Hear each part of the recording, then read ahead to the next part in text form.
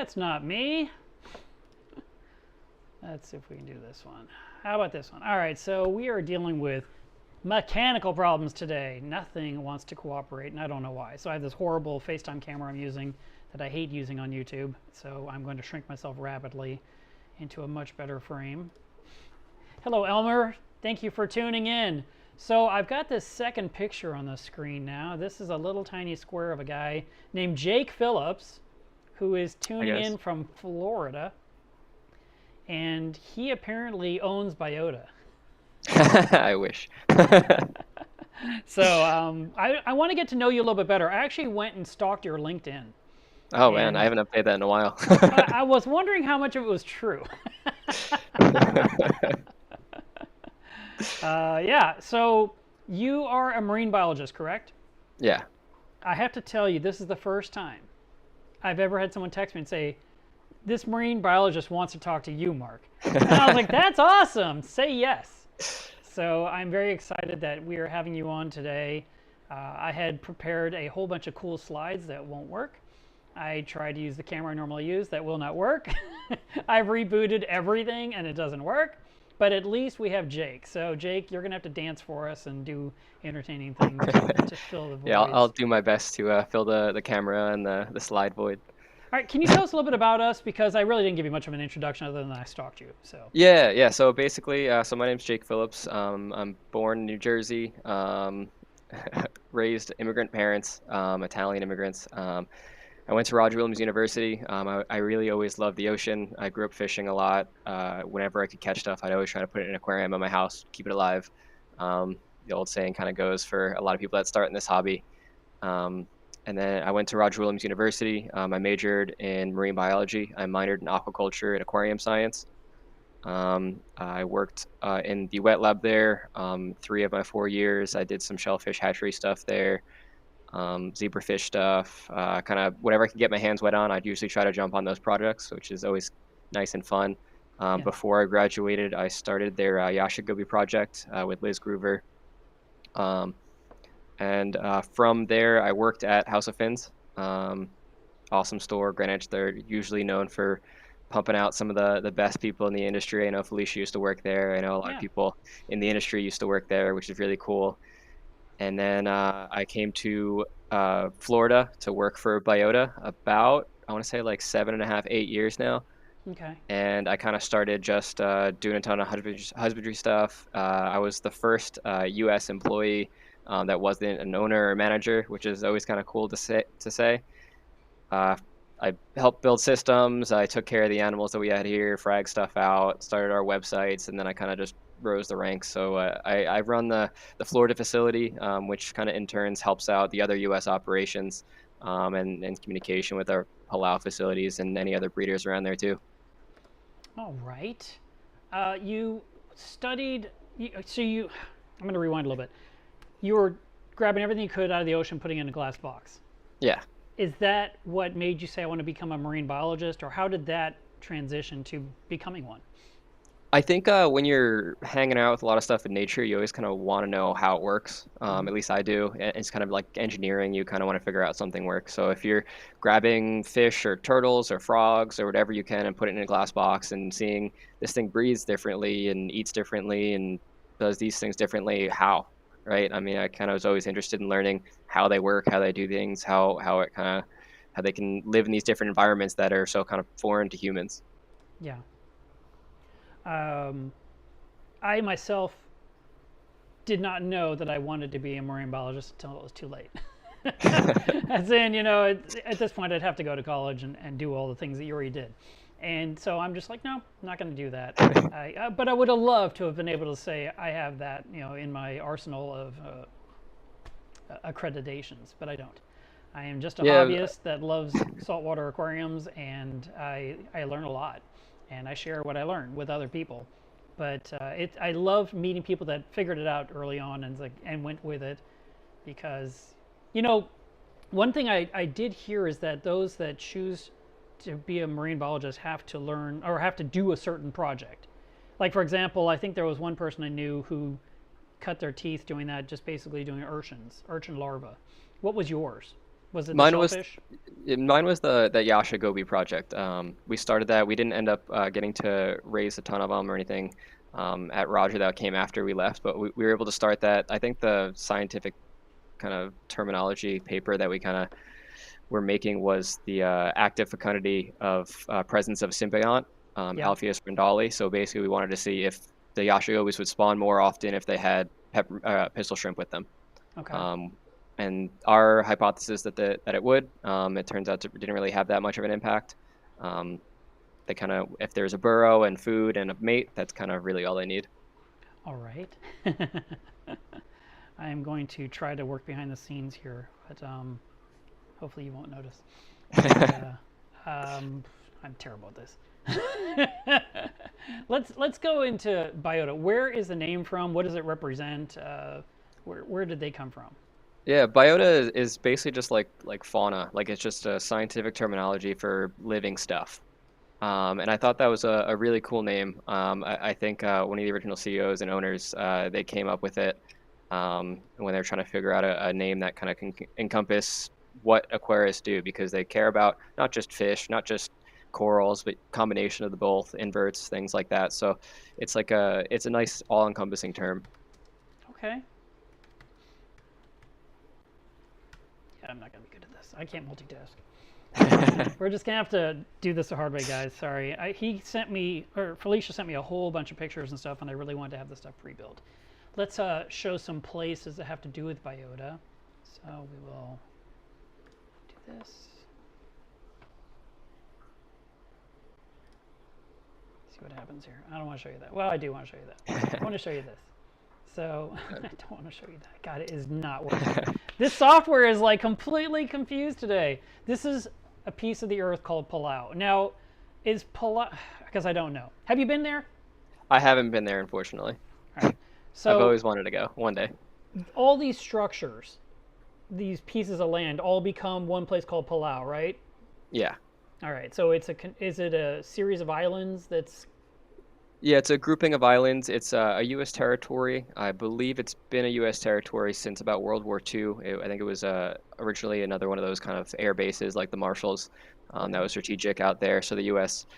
Does have involvement there. They mostly speak English. There's some Palauan still being spoken there. They use U.S. currency, but it's a big grouping of island. There's not too many people. I believe Fort Lauderdale has a larger population than Palau, so I've been told that if you're there for longer than a month, you probably know everybody in the island. wow, okay. And I don't see one house. I just see a lot of trees. So where do people stay? Yeah, there's houses and stuff. There's a main city area. I know there's only like a few different grocery stores, but other than the kind of main towny stuff, there's a lot of hotels. It's a pretty awesome vacation spot just because they've got pristine water, super good diving, and Yeah. it's a hop, skip, and a jump from a lot of other islands or even some Asian countries can just do nice direct short flights right to there. That's what I was going to ask you. Can you fly there, or is this where you have to come in by boat? Yeah, you can fly there. They have an airport. It's Okay. in I believe it's in Peleliu. But that's how we get our fish that goes out the airport right down Oh, yeah, to that makes sense. our facility. Yeah. Okay, see, my brain. Okay, so everyone, I'm going to be asking stupid questions. Who's the guy on the right? That's Manu. So Manu is the GM of Biota. He came on, I believe, 3 years ago. Hmm. He's an awesome guy, super passionate. I know he's from Spain. He grew up, I believe, working with a bunch of different freshwater and saltwater. Had some concentrations with seahorses. He ran a couple of facilities with wholesale. I believe he's had his own chain of fish stores in Europe as well. So he's a cool guy. He's got a lot of experience, and he's the one who helps make all the operations kind of behind the scenes. Nice. All right, here is nothing. Didn't work. Wow. All right, what's going on here? Yeah, this is Palau. This is our facility there. As you can see, there's the dock. There's the main building. Every couple of months, we actually do some work with students out in Palau, where one of the fish that we breed and sell is our rabbit fish. I think one kind of ended up being famous on Instagram called Dump Truck. Yes. But these rabbit fish are awesome. They're super great herbivores. They clean up corals, reefs, and the Palauan people use it primarily for food. They grow to about dinner plate size. I hear they taste super good. So we breed a ton of those with the university out there, and All we do right. these fish releases. So we bring the students in, they help release the fish, and we tell them that maybe one day when they're fishing out there, they may catch one of the fish they released into the reefs. Okay. So you may be eating, or would they be fishing to just to fish or fishing to eat? To eat, yeah. Okay. All right. I got another picture from that area here. We're just gonna fling it up there. Yep, So yeah. this is This is them them releasing releasing them. it. Yep. All right. Which I think what I'm gonna do here, because our screens are way too big, move everything over. What if we make ourselves like that? And me too, because I don't need to be 16 by 9. And that way we can have these pictures a little bit bigger to appreciate them. So, can you explain more about this photograph? Yeah, so it's one of the I believe elementary middle schools helping release them. So you can see they're grabbing the net out there, and they just kind of use a scoop pitcher and they Yeah. just put them right into the ocean, right in the waters right there, and they kind of distribute there. I believe in a few years we're hoping to do some kind of genetics research to see how many or if some of the ones that we release do survive to adulthood to get eaten, or they just end up being food for some bigger, larger fish on the reef. Yeah, that's the other part. No Yeah. matter how much we try, something's out there to eat it. All right, this picture's kind of small. I'm going to zoom it, but it's really small. So here are some students, I assume, inside the Yep. fishery.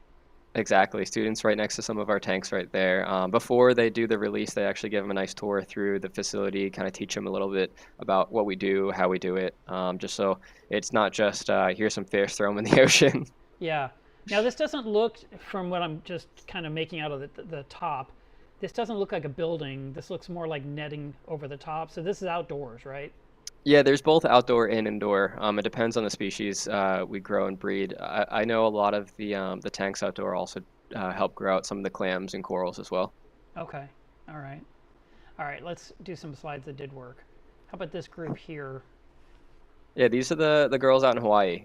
So Mm-hmm. we have got a conjunction with the Oceanic Institute of Hawaii, Mm-hmm. where we work with them to breed different species out there at the university and also pay for some research they do with Mm-hmm. some of the other species they're working with. Obviously, we're mostly known for the yellow tang out there, but they're working on Yes. a lot of really cool species. Not with the group that we work with, but they do shrimp. They do a lot of food fish. They do grouper. They do a lot of cool things like that, other than just the ornamentals that we do. Here are some more people in Hawaii. Yep. That guy on the left is Dr. Chad Callan. He's the head of the lab out there. Mm-hmm. And is this the lab? Yep, that's the lab. Those are the tanks that hold the yellow tangs and a lot of the other brood stock. I Those, know everyone always asks, how do we grow yellow tangs? Giant yeah. tanks like that. Yeah, those tanks look monstrous. I mean, they look like igloos that people would live in. Yeah, I think they've got 20-ton, 4-ton, and 10-ton tanks out there. Wow. So they definitely have a lot of space and a lot of water volume they're working with. All right, let me delete this picture and put a different one up that I saw because I want you to talk to us about it. That's not it. Hang on, give me a second. I'm so mad that this didn't work. All right, how about this? Let's see. Oh, that's me and Maddie. We Oh, that's were you. Okay, great. Yeah, that's me and Maddie. This is our Florida facility. So Oh, okay. basically, everything that we breed everywhere else comes to Florida. That's me and her. We were doing a little bit of photo op, but more of just organizing the sizing of the fish to sell. Yeah, now these Um, look like 500-gallon tanks. these are just 300. 300, Um, okay. yeah. And is the one in front of you, not in front of you, but in front of you in the picture, a bunch of yellow tangs? Because I see Yep. something in there, looks like confetti. Yeah, there's a whole bunch of yellow tangs in that one. Nice. Okay, so this was not Hawaii. See? Now there's our Florida Terrible facility. guess. Terrible guess. All right, since we're talking about Florida, let's talk about these people. And there you Yeah. are. Yeah, so this is our Florida facility. This is basically the main distribution hub. We distribute all over the world. I believe we're in somewhere around like 30 countries or so. Wow. But everything from Palau, Hawaii, North Carolina, Bali, anywhere kind of comes here, and we grow it out or frag it up, and we ship it out to our directly to customers in the U.S. or to stores and other wholesalers around the world. And the reason you said frag it up is because you guys do corals too. Yeah, we do coral in-house at our Florida facility, also our Palau facility. Okay, let's see. Okay, I don't have any more slides. No, at this point we just throw away pictures and put new ones on there. Let me scroll through here and I will just put them up there and surprise you. I mean, you can't be a total surprise. How about this guy here? This is somebody named Ben, who seems to be in North Carolina, maybe. Yeah, this is Ben. He's at North Carolina facility with Todd. He's one of the aquarists out there.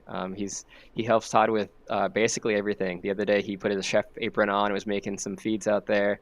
When you're an aquarist, you kind of have to do a little bit of everything. So he's one of the guys out there that is doing some pretty good work with Todd and helping him out. I know he's super dedicated. Todd told me yesterday that he's actually there every single time he's supposed to have a day off. So he's there more than he should be. That's funny. Got to throw this on the screen right now. We are going to answer your questions, I promise. Felicia says, dump truck is here listening, so stop talking about eating, talking about how delicious he is. Yeah, I know Felicia mentioned she was also trying to train dump truck to do tricks as well. So yes, and I have a little bit of something to show you guys too. All right, let me see what else I got here. Okay, how about this guy here? I'm going to start with this picture first because it's his face. It's his mugshot. It must have been his passport picture, right? That's Brad. He's at our Palau facility. Right. He is the brains behind a lot of the amazing work that happens out there. So the Palau facility has a lot of incredibly talented people, and Brad's one of the ones who's been with us for an incredibly long time, and he's had amazing scientific breakthroughs. He's a really smart guy, and I'm happy to have him part of that Palauan team. His job looks very glamorous. I mean, when you're an aquarist, you kind of have to do a little bit of everything. I believe that's him power washing the intake, because it's nice living on an island and getting to use some natural seawater, but you got to clean up the biofouling every once in a while. Right. So this would be like in the center of one of those troughs, maybe, or something, or what is it? I think this pulls from the ocean, I believe. Oh, okay. So I could be wrong. Their systems are a little bit foreign to me. Okay, you should go there. I should. All right, let's see what else I got here. This one we saw. Okay, good. Okay, I don't know this person. I can't even pronounce her name. So. I believe that's a Yule. She's the new manager out in Palau. She's been there for a few years as well. But yeah, she's the GM. She's the manager at the Palau facility. She helps keep everything under control, make sure that all the guys are doing the right jobs and everything's getting feed, clean, taken care of, and also with the shipments and coordinating all that. I'm going to hazard a guess that she's pouring in brine shrimp. I believe so, yeah. Nice. Okay, cool. I got one right. I get points. All right, how about James with urchins? That's what I put as the description. There we go. James. All right, yeah, so James actually used to be at the North Carolina facility. His new Christmas travels was to move to our Hawaii facility. So now he's the new manager out in Hawaii. That's him spawning some of the, I believe those are tuxedo urchins. So when you spawn them, you actually just dip them in and warm up the water, and they start releasing the gametes, and you collect them and then put them together and put them into hatching tanks. I got some tiny tuxedo urchins last January, pretty much around this date, from Chad Vossen. And I know that he was the one that distributed them, but he wasn't necessarily the one that grew them. I think they were grown at the Osborne. Exactly, yeah. University. They're grown at Augsburg University. Dr. Chapman, I believe, is the professor out there. We actually bought some of those too, just because we can't really get enough tuxedos. Everyone always kind of wants them, and we're always happy to support universities or other breeders out there that are breeding something cool. I mean, we also do some work with a guy named Thomas out in California. He breeds marine betas, which is really awesome. They're always incredible. And so anyone who is breeding super interesting fish, we're always happy to purchase and help distribute and help maybe fund their operations a little bit. Yeah, absolutely. All right, this looks like a party in Palau. Party, I don't know what it is. This is or they just packing an order. They're packing an order. Yeah, this was them packing an order to come to us in Florida. Nice. I mean, party, pack out, it's the same thing. I mean, there's usually we're all bumping music. We've It got looks like a celebration to me. All you need is a few more exactly. bottles of champagne. All right. They're hiding the beers behind them. They're in the coolers. All right. How about who is Janice? Janice is our husbandry manager here in Florida. She went to, this is when she graduated Nova Southeastern here in Mhm. Florida. She also has a degree in marine bio. She's amazing, incredibly dedicated. She's actually on a plane right now. She was visiting her family up in the Northeast, but she's on her Okay. plane back to Florida. Hope she gets her luggage. Yeah. And then I have someone whose name apparently is like Rowier. Yeah, it's Thomas. That's the guy out in California that breeds the marine betas. He also Thank does you. some really cool work with a ton of different rare clownfish. He's always asking us about if we see any cool wild strains that aren't normally found in the hobby. Mm-hmm. Nice. All right. And then many of you will recognize this guy. That Yeah, is there's Richard D. Back and Roy. Roy. Roy's our director of sales here in Florida. Okay. So whenever you go to any shows, this was at Global last year. He'll be probably Global this year. Yeah. And he's at Macna. So he's the guy who talks to all the stores and helps me out with some of the customers that call in every day. All right. And now we're back in Hawaii again, I think. Because this is Todd and Chad Cullen, I Yep, believe. that's Chad and Todd and Chad. They're Yeah. looking at some tanks. Todd, I believe, was able to visit there. I don't remember if it was late November or early December, but about a month or two ago, to check out their facilities. And the good thing about having facilities all over the place and different scientists, you kind of learn a lot from each other. So I think they're Yeah. just talking shop, figuring out how to breed new things, and meeting of the minds a little bit. Right. So this is Todd and his son Finn. Yeah, And Todd does a lot of breeding, a ton. yeah, So he would be a good one to have on the show at one point too here. I'd yeah. love I to have think a so. conversation with him. All right. And you'll see him at Macna and places like that. He hangs out with a cool crowd. Who is Victoria? She's also at the North Carolina facility. She's also one of the aquarists. Super dedicated, like Ben. Todd knows how to definitely get some dedicated people out there. There she is cleaning up a tank. Definitely not the cleanest of jobs, but getting it reset, I believe, for a new Gotta be trial or done. Yep. or new brood stock. All right. And then we have one last picture. It's not even a person. It is Yellow Tang breeding. Well, there is a person. I lied. We have one more person that's probably part of the Biota crew, maybe, or I think that might be the OIQ. OI crew. Yeah. Yeah, yeah. Okay. So, and that one, they look like they're under a black tarp. So would this be another one of those giant ones that look like igloos? You know, that just sitting out there. In the Yeah, heat? yeah, exactly. Wow. So interesting.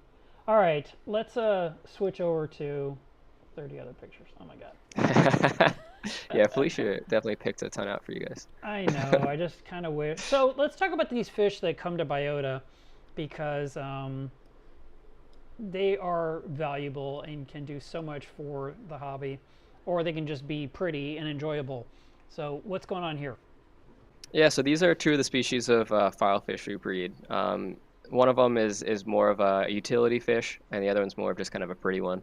The Aptasia files, they eat Aptasia, Mahanos, hydroids. They're awesome. I mean, most large-scale aquaculture facilities typically have issues with hydroids at some point. We Hmm. throw them in every single tank, just kind of keep them clean. But I know hobbyists, they also have Aptasia that gets in there on a frag plug or some Yeah. dirty live rock or something. Awesome at cleaning. They aren't. Some people say that they end up going after corals afterwards. Mm. I think it's more of they're just curious. They like to peck at things. Yeah. Sometimes they end up picking at a prize coral. Most of the time, they end up picking at a Mahano or Aptasia. And the radiophiles, those guys are just really cool. They've got a symbiotic relationship with Pulsing Xenia. Hmm. When they're in the Xenia, they actually have this striping on them that makes them really camouflage well. I Oh. know there's a guy, I think his Instagram handle's Shaker Breaker Reef, Hmm. and he's got a pair of our radials, and the videos he pumps out are awesome. They're you can't even see the fish until it's staring right at you, so it's cool. He's Nice. got them in little Xenia Guardian, but they're dwarf. They stay tiny. They're perfect for little nano tanks, but there's some really cool fish. I might want your Aptasia-eating filefish for my Mahano collection. I've They're got a fun. few They're not just thousand. utility fish. They're also they change color. They're pretty cool. They come right up to the front of the tank. And this one here. These guys are the court jesters or Ranford gobies. Historically, they're really the wild caught ones don't do too well. They're mostly obligate algivores, like herbivores. They try to eat hair algae, but the ones that we breed, they eat pellets and frozen and everything you kind of throw at them. But the wild caught ones tend to not do so well. I know when I was kind of starting to get into it, I really wanted to breed this fish, and I bought a couple pairs. And just getting them from the wild, they're usually already emaciated and hard to kind of turn the corner. Yeah. And what size would this fish be? It looks Uh, small. when when we sell them, we usually sell them around like an inch, inch and a quarter. Yeah, it's I small. know I have some at my facility right now. They're maybe quarter inch to half inch. A couple of them are still clear when I got them from Palau. Hmm. Okay. I got super excited because I saw pictures in my software here, but it won't let me get them. It's like, no, this software is not going to cooperate today. All right, I like this one here, and I actually own one of these. So this is a cleaner wrasse from Hawaii. And I'm going to ask you questions about this, and I asked you earlier already, so you're ready. This was being bred in Hawaii, but it's not a Hawaiian cleaner wrasse. Yeah, so this is just the Demetriatus, or like the blue streak cleaner wrasse. They're found Hmm. a lot, like all throughout the Indo-Pacific. I believe there is some geographic overlap, but we are still trying to breed. We have had some success with the Hawaiian cleaner wrasse. We hope in this year we'll be able to commercialize it and be able to offer it for sale. But yeah, cleaner wrasse are another species that when you get from the wild, typically don't do well. Yeah, They're obligate parasite eaters. They eat parasites off bigger fish. So when you put them in a tank and throw a pellet at them, they've got no idea what it is. But when you yeah. breed them and they're eating pellets and frozen food all day, then they're definitely a way better Oh, that's good. That's a aquarium good fish. point. Because see, I bought one of these fish a few years ago. I don't know, 2, 3 years ago. And I remember I did the video, and I told everyone, "Look, I got this new fish. It's probably not going to live very long." Because they don't do well. And every person that comments says, "I have one, it's fine." And I'm just like, "What?" And I was so shocked. I mean, it was like everyone's like, "What do you mean it's a difficult fish? I must be amazing then as a hobbyist." And I was just like, "Wow, that's crazy." Because I remember people had such bad luck with cleaner wrasses. Yeah, I And yet think everyone said they had success stories, and mine, like I said, I have mine for years now. yeah, I think over the years they've definitely gotten better. I don't know if it's with at the wholesalers they're feeding them a more wide variety and they learn to Hmm. accept more things. But it's just even when I first got like the babies, I was just like, this is cool. And when I threw pellet in the tank and they all went after it like Yeah, piranhas. I mean, it's something different about that than when you get a fish from the wild and they don't really know what they're looking at. yeah. So we're looking at this one, and it's a blue streak. What does the Hawaiian one look like in comparison? They're actually, I think, a bit prettier. It really depends who you're asking, but Hmm. I personally like the Hawaiian cleaner ass a little bit more. They have like purple and yellow on them, right? Yeah, they've got some yellowish on the front, and they've got the purple, but they still have that kind of black streak in the middle. Mm, yeah. Well, I remember when I got this, somebody said, "You should have got the Hawaiian one." I was like, okay, I'm just lucky to have one that's living. Now, I'll tell Yeah. you this, like you said, it definitely follows all my fish around and constantly is trying to clean them, including my Nassau Spock, and literally follows around like a remora, almost wants to latch on, And they get along fine, but what's really funny is that I've noticed when I put nori on the clip, the cleaner wrasse is right there eating the nori. Oh I don't wow. know if that's normal or not, but mine does it. Yeah, we haven't had any eating nori in our tank, so I know they eat when we put mastic on the glass. Uh But huh. I was curious if they would still do the kind of the behavior where they're cleaning off other fish. And I think Felicia had a customer email her a video of a large rabbit fish in a system, and the cleaner Uh ass huh. was picking off little pests and parasites and everything. So it's cool that Yeah. they're captive bred and they still kind of have that idea to do that. Right. Now this is a I believe this is the Presides dwarf goby. dwarf goby. All right, that's one. I have a lot of these guys. Yeah, we breed a ton of tiny dwarf gobies. They're cool. They stay around 3/4 to an inch. Perfect for little tiny nano tanks. Yeah. 3/4 of Yeah. an inch. Man, that is nothing. I mean, look, there's a zoantha in the background. That's not even a pally. Yeah. You can see how small this fish is. Yeah, and Uh, the cool thing is, Go ahead. we threw like groups of these guys into our 300 gallon, and they kind of hang out in little groups and under overhangs. And when we feed them, they just kind of dart out eating stuff. So it's cool when you have a big tank, you still get to see Yeah. these tiny little fish.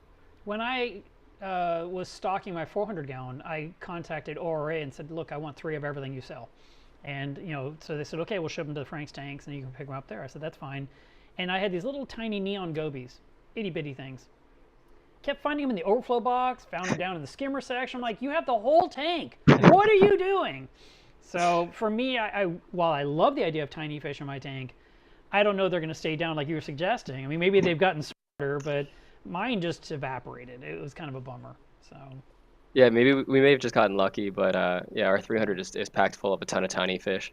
nice. I want to see that tank when you have a chance.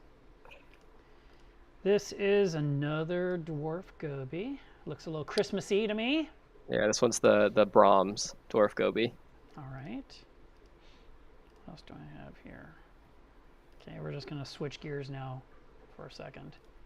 Going to give you guys this beautiful, giant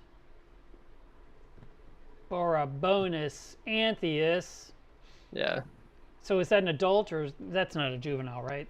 I think that's one of the adult ones. But yeah, we bred these. I don't remember how long ago. Whenever Mac in New Orleans was, and we had a couple batches come through. I think we're still trying to get them back up and commercialized again. But they're definitely a species that are awesome. I mean, it's like if Dr. Seuss could invent a fish. I mean, they're spotted. They look cool.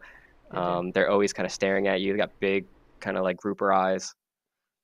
Now, are these pretty pricey at this point? Or Yeah, just because we 'cause haven't they were had pricey back in the day, so I don't know what they cost these days.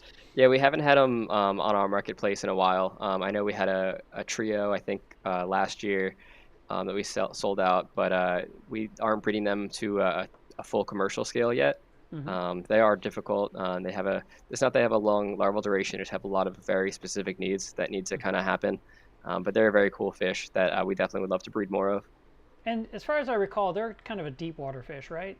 Yeah, they're deep water fish, and so a lot of times when you get them from the wild, they do need to keep in cooler waters. But the captive breds ones that we've had, I know a lot of customers have had them for a few years now, and typical reef tank, totally fine. Yeah. And when you're breeding them, you need to kind of mimic that colder water, and they kind of come up to the north. No, north. They come up in depth, and they get a little bit warmer water, and that's when they start spawning. Okay. Now, where are you guys breeding these? At the Palau facility. Palau. Okay. I was wondering about that. Because that's where all the good parents are. They got pristine water. I mean, it's the best place to breed stuff. This thing is so crazy looking. Is this a clownfish eater? Small enough clownfish. This is a flathead perch. They're bred in North Carolina by Todd. A very cool fish. They're like puppies. And the cool thing is, whenever the North Carolina facility sends them to us, they name them. So the one that we got last week, his name is Tubby. I know James named some Pepperjack and Colby, I believe. He was in a cheese theme that day. But we like to have fun. Yeah, very cool fish. They get pretty big. I believe they grow to about maybe like 10 to 12 inches. They have a large mouth that can definitely gulp up a lot of small fish. Yeah, I thought they were pretty big fish, growth-wise. Do they tend to perch, like the name, or are they swimmers? They're not real swimmers. They kind of hang out almost like a marine beta under like an overhang. We had one at our facility that just sat in a tube all day. They just sat in the tube until food passed by and he grabbed it. But they're cool. They come up to the glass, the little puppies they're gonna get fed. Okay. When they grow big, they're definitely more personable. But they have cool coloration, and they're definitely one of those fish you don't see often. Right. Yeah. Yep, I agree. Okay, I found you another goby. These guys are cool. These are probably one of, I think, is the most underrated fish that we breed. They're a starry goby. They act almost like a hawkfish, where they kind of just perch on things and just stare. They got big eyes too that are really cool, but they change color very, very quickly. This is one that you can see there's zoanthids behind him. He's got some speckling going on. We have about 5 of them in our 300, and they kind of go from these blue speckles to tan to brown to green to different color speckles. They're a very cool fish. Kind of reminds me a little bit of the starry blenny. Yeah, I could definitely see that. I'm looking for the whiskers on the eyes, of this fish right now. Like I could see them hanging out. It's hard to see on this guy, but he does when the males get that big dorsal fin that kind of comes up, and it's nice Oh and yeah. showy to the females. Yeah, you can kind of see there is one up there. Wow, look at that. Just enough to stab you. No, I'm kidding. All right, I found another picture here of that flathead perch I wanted to share because you talked about being tucked in the rock work. So Yeah. it's a cool looking fish though. Yeah, and they're bright, they're colorful. I believe when they come from the wild, they have an insane price tag. I think they're maybe like $5,000-6,000. Oh, Um, yeah. oh, I had no I idea. Wow. Yeah, I think when we breed them, I believe they're hovering around 1,800 right now from us, just because Okay. we aren't breeding too many. But they're Yeah. a cool fish. I mean, they're awesome. As long as you don't have any like tiny little Yeah. shrimp or small fish in your tank, they're awesome. Yeah. What did you say you feed these? They eat everything. So mostly like mysis, pellet foods. We use a lot of DKI pellet, Oh, some mastic. They'll even eat mastic off the ground or the side of the pipe or something. I thought it would need something bigger like krill. Because Well, it's when a big fish. yeah, Obviously. since we breed them, I mean, we always get the smallest things because they're still juveniles and babies because we got to sell them. If we keep them Yeah. too long, then there's no profit to be made. Yeah. But Yeah. these guys, they come to my facility at around like 2 inches, so they're still small enough where they're eating some nice mysis, mostly Hikari or PD mysis. Okay. All right. Interesting. Here's a little something. These Goby? are the blonde gobies. They're cool. They're like those white barred sleeper gobies almost. They're in that same Mm-hmm. family. They're awesome sand cleaners. They don't get too big. They max out around like 2.5, 3 inches. Okay. And the patterning, that kind of like weird chain link patterning, kind of Yeah. gets more defined as they get older. Hmm. They're very cool fish. All right. And they like to dwell in the sand, apparently. They like to dwell in the sand. They don't really make a huge mess. They're not like a watchman that makes like a big burrow. They'll make a Yeah. small burrow, but they're mostly just spend the day just meticulously picking up a few grains here and there, cleaning it from algae and dropping it. All right. Thank you. And then this, if I can get my mouse to cooperate, is not a goby at all. Yeah, these are the Mandarin dragonets. I think probably Yes. what we're most known for. Yeah. Obviously, beautiful fish. I think the big thing is since we captive breed them, they eat pellets and frozen food. At my facility, we don't really even feed any live feeds, Hmm. but they'll eat anything we kind of throw at them. They're cool. I mean, And they're they're really awesome. small, right? Yeah, Like when when we they sell buy them them, from you they're guys, they are tiny. they're like 3/4 inch. I know so many customers that they'll put them in the tank, it'll disappear, and then like Yeah. months later, it's 10 times the size and coming up for whatever they're feeding the top of their tank. So Yeah. it's cool to hear definitely a lot of those success stories. And one thing I learned recently about these guys is they're one of the only creatures that actually exhibit like a blue pigment. Hmm. Most things that are blue are actually like a combination of different pigments, or like even like a bluebird, I believe it bends the light to appear blue. Hmm. But they actually have true blue pigments, and they're one of the only animals in the world. Oh. All right. Let's see. The name. I don't know if this is how it came or if I renamed it. The I think Felicia pout named it fish. that. It's just a flathead that I think Felicia named it a pout pout fish. They look grumpy. Yeah. Look grumpy all the time. Yeah. Yeah. Yeah. That's funny. So what is this? That's another flathead perch. Uh, the same as the one we saw hiding in the rock? Yeah, Oh, it looks completely different. This looks like a miniature size one of that other one. yeah. Like This is a juvenile, so they're okay. definitely like darker colors when they're younger. Yeah, it But they doesn't get have the same definitely vivid color as that other one we saw. All right. yeah. When they get older, they definitely get a lot more bright. Gotcha. All right. And oh my God, this is such a great picture. If you'll Yeah, this is notice, the that's a Instagram account. hand holding some food, and there's a tiny fish the size of a thumbnail. I love it. Yeah, these are the radials. I mean, they're cool. I mean, they stay tiny. Yeah. This is around the size we ship them to you guys. I mean, and you can see that's I think a piece of mastic that he's just Yeah. chomping down on. It's so cute. Wow. Yeah, I love tiny fish. Problem, putting tiny fish in a 400-gallon, they just evaporate. Yeah. You just don't know where they are. You can't find them. Here's another beautiful mandarin. Yeah, we're super lucky to have a ton of awesome customers that send us photos like this all the time. Yeah. Do you have target mandarins also, or just these? Just these guys right now. Okay. And these are being tank raised from at our fish Palau facility. fry, literally from eggs and sperm. Yep. Yeah. The cool thing about mandarins is once they kind of start spawning, they basically spawn every night. Yeah. And they do their little dance, go to the top of the tank, and then they release the gametes to the top of the water column.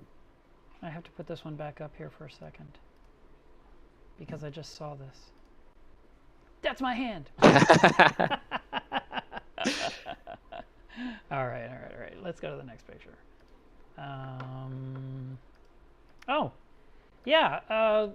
Weirdly, this says it's a square anthias, like a square spot, but there is no Yeah, spot on it. it's a pink square, but the thing is, when you're breeding them, they're all females, and then one turns into a female eventually. But Meaning into I a think male? this is into a male. Yeah, sorry. Yeah, this is Yeah. actually I think the one in Felicia's tank. I Okay. think they're just now starting to transition, but she's had them for almost like a year and a half, 2 years now, I think. Well, that's a But beautiful they're fish the cool. way it is. I'd be happy without Yeah, the square. yeah. Yeah. Okay. And oh, I found you another goby. Wait, we did this one already. I'm not doing it twice. We didn't do this one. It's so pretty. Yeah. Dijon guy, Cuban basslet, golden Cuban basslet, basslet.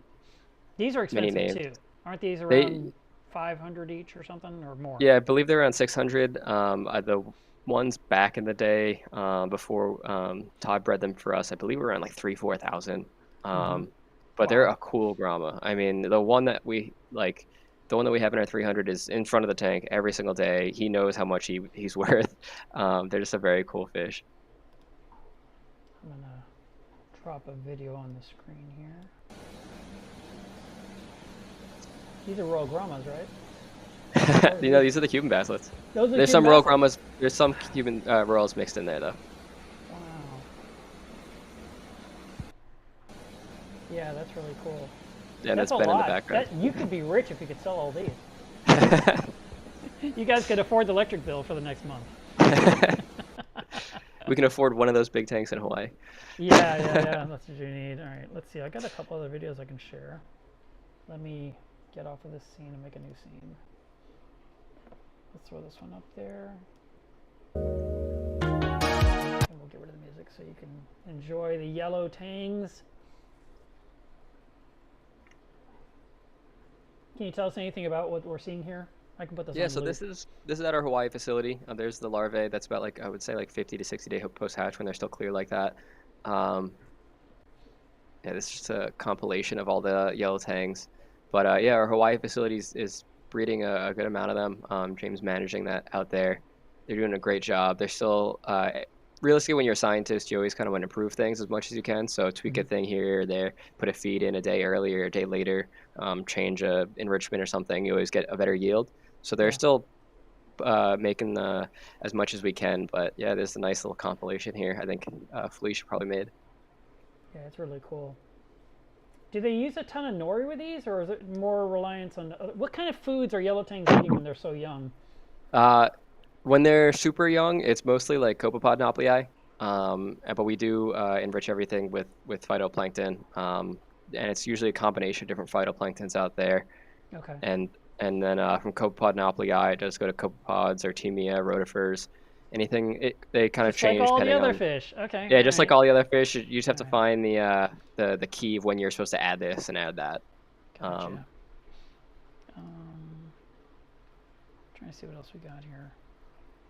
Here's some more fish eating. Oh, I don't want to throw this on the slide. Hang on, let me go back to the other slide. I've learned my lesson. I did this once before, and I was like, oh no. Because it, like, just trust me, it's not a good idea. So, what are you doing? Please stand by. All right. It was trying to drag 90 things at once. What kind of blinnies are these? These are the neon gobies. They breed in North Carolina. Neon. This is actually the mastic. I think it's a great product because you can kind of just stick it anywhere, and the fish kind of go nuts for it. Yeah. But it's a shrimp-based feed that you can kind of stick. I like to do it like in the rock work or in like coral skeleton or something like that. But fish kind of swarm it, as you can kind of see. I saw that. And then, I don't know what this next one is, so I'll just change our screen and throw this up there. Oh, feeding seahorses. Seahorses. Yeah, Yeah, these guys are also bred at North Carolina by Todd. they look tiny. I This mean, is look at the size actually, of the mini mysis. yeah, I think this is even before they're shipped to us. Wow. Pretty. Felicia was the one to help me with my own seahorse back in the day. When I needed help, she answered my phone call and started giving me some suggestions over the phone what to do. Yeah, she'll love to talk about seahorses. Just give her an excuse. We got this right here.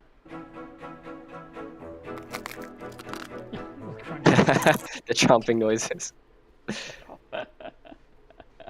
That's funny. Was that Yeah, added or is that true that sound? that's added. But we That's do someone eating the potato chips. we do the same thing at our facility where we just pick off aptasia off like rocks and we just throw them in there and they do the same thing. Yeah, because they're not crunchy at all. No. That's funny. What do we got here? I don't think we showed this video yet. Now make another new scene. We need another scene. Here we go. Blue tang. Blue hippotangs. Yeah, so we announced these guys at this latest Macna, and we're still breeding them. They're awesome. I actually got a batch of them yesterday, but they're cool. I mean, these guys are super cool fish. Everyone knows that's the iconic dory. I think that's Freed in the background giving the peace sign in reflection. Yeah. It's they look really small. Are these like the size of a nickel? These guys, yeah, around the size of a nickel. We usually grow them out to about like an inch, inch and a quarter before we start selling them. But Right. they're able to rip apart feeds. I mean, this is just some mysis they're ripping apart, but I Yeah. think actually some spirulina enriched brine shrimp. But they're able to rip up feeds that some smaller fish really aren't able to. That was awesome. All right, what else we got here? Oh, we got to show you this new scene. A lot of vertical video today, people. So we are looking at mandarins eating Some pellet food. pellets.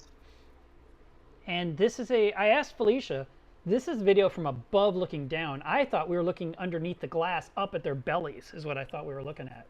Yeah, no, I stuck my phone in the water and put it right above them. I think Nice. I fed a TDO B2 pellet, and they just go right for it. What is what is the whole thing about TDO? What does that stand for? I hear it all the time. It's a top-dressed otahime. I believe otahime is a pellet made in Japan. It's just a very high-protein pellet, and it's top-dressed with astaxanthin.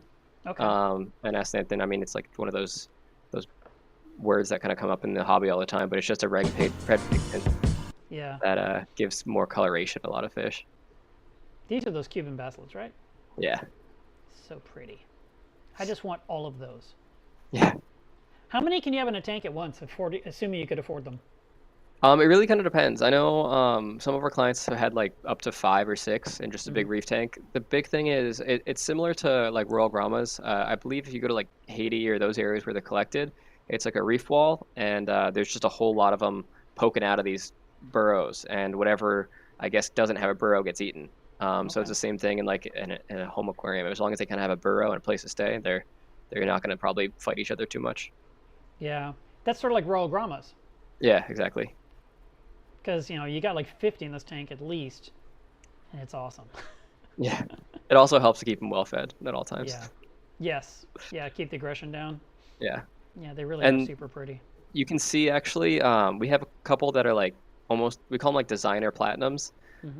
But the top, instead of being purple, it's white. I believe I saw one in the video, but it's just, it's cool. It happens like one out of every, I don't know, a couple batches. But they're very cool. The one on the bottom right, I believe, has white on the top of his fin. All right.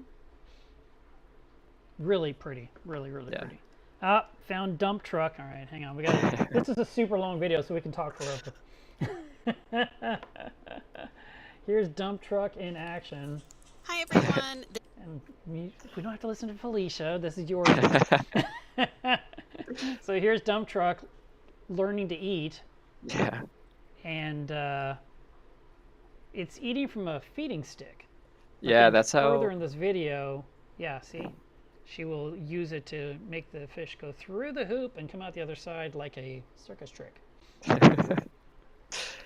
Who says you need a cat or a dog? I'll jump ahead a little bit. Here we go. Here we go. We're doing it. We're doing it. We're doing it. Will dump truck do the trick? Yes!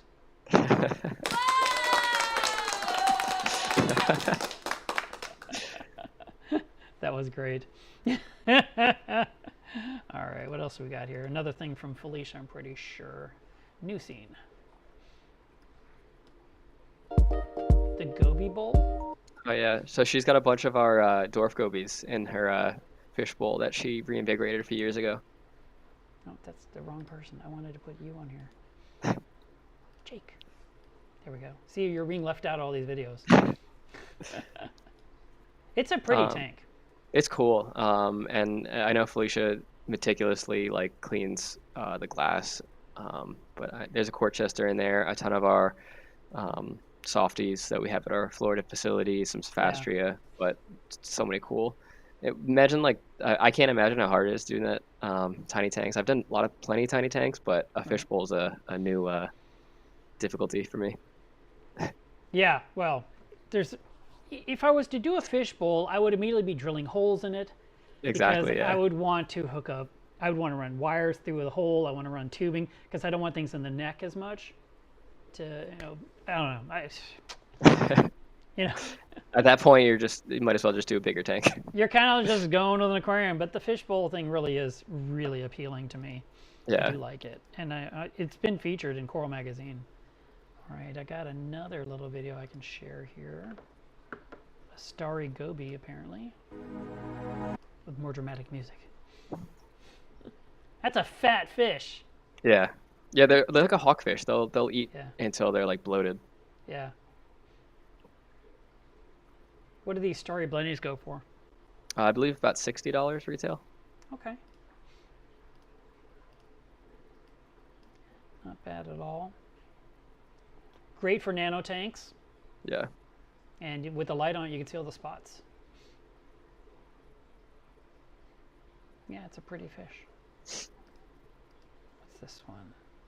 I think we already saw that. We saw that, and we saw that. Okay, we saw all those. Let's talk about corals. My favorite topic in the world. All right, let me jump back here to this slide, and we will put something up here that should make people drool. How about that hammer? That is not your normal hammer color. So you dip these in gold?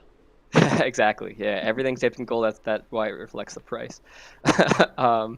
But I think these are some. We do buy maricultured corals from SA Coral Farm out in Bali. Calvin does an awesome job out there, and we also grow some from our Palau facility. So we've got torches and hammers from both Palau and Bali that we help grow out in our Florida facility, frag out, and sell to the public. I'm just going to start flinging pictures on there because we have a lot of pictures of coral. It's very interesting to see how many corals you have because when I think of biota, I think of fish. Yeah, and I was actually kind of surprised to find out you were selling so many corals. Was there a reason financially for that? Did you need the bread and butter of coral sales to help maintain the fish expenses? I think it's kind of good as a brand to kind of be able to offer everything. I mean, we kind of don't put anything that our name on anything that we don't really trust ourselves. So like if we're culturing corals or if we're culturing fish, I mean, it's something that we all would use or buy ourselves realistically. So I think if you can kind of trust that we'd buy it, you could probably also buy it. But we started originally back in the day with the Biota aquarium kit, which was just a fluval 13.5 gallon with a pair of clownfish, a quart jester, and some cultured live rock.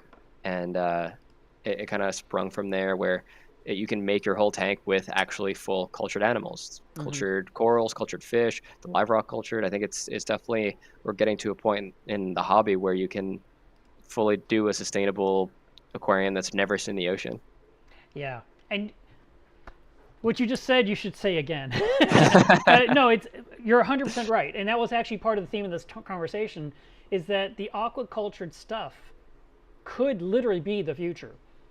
Forget about the die-off in the ocean or the runoff from mankind and causing depletion of coral because of pollution, but the laws change.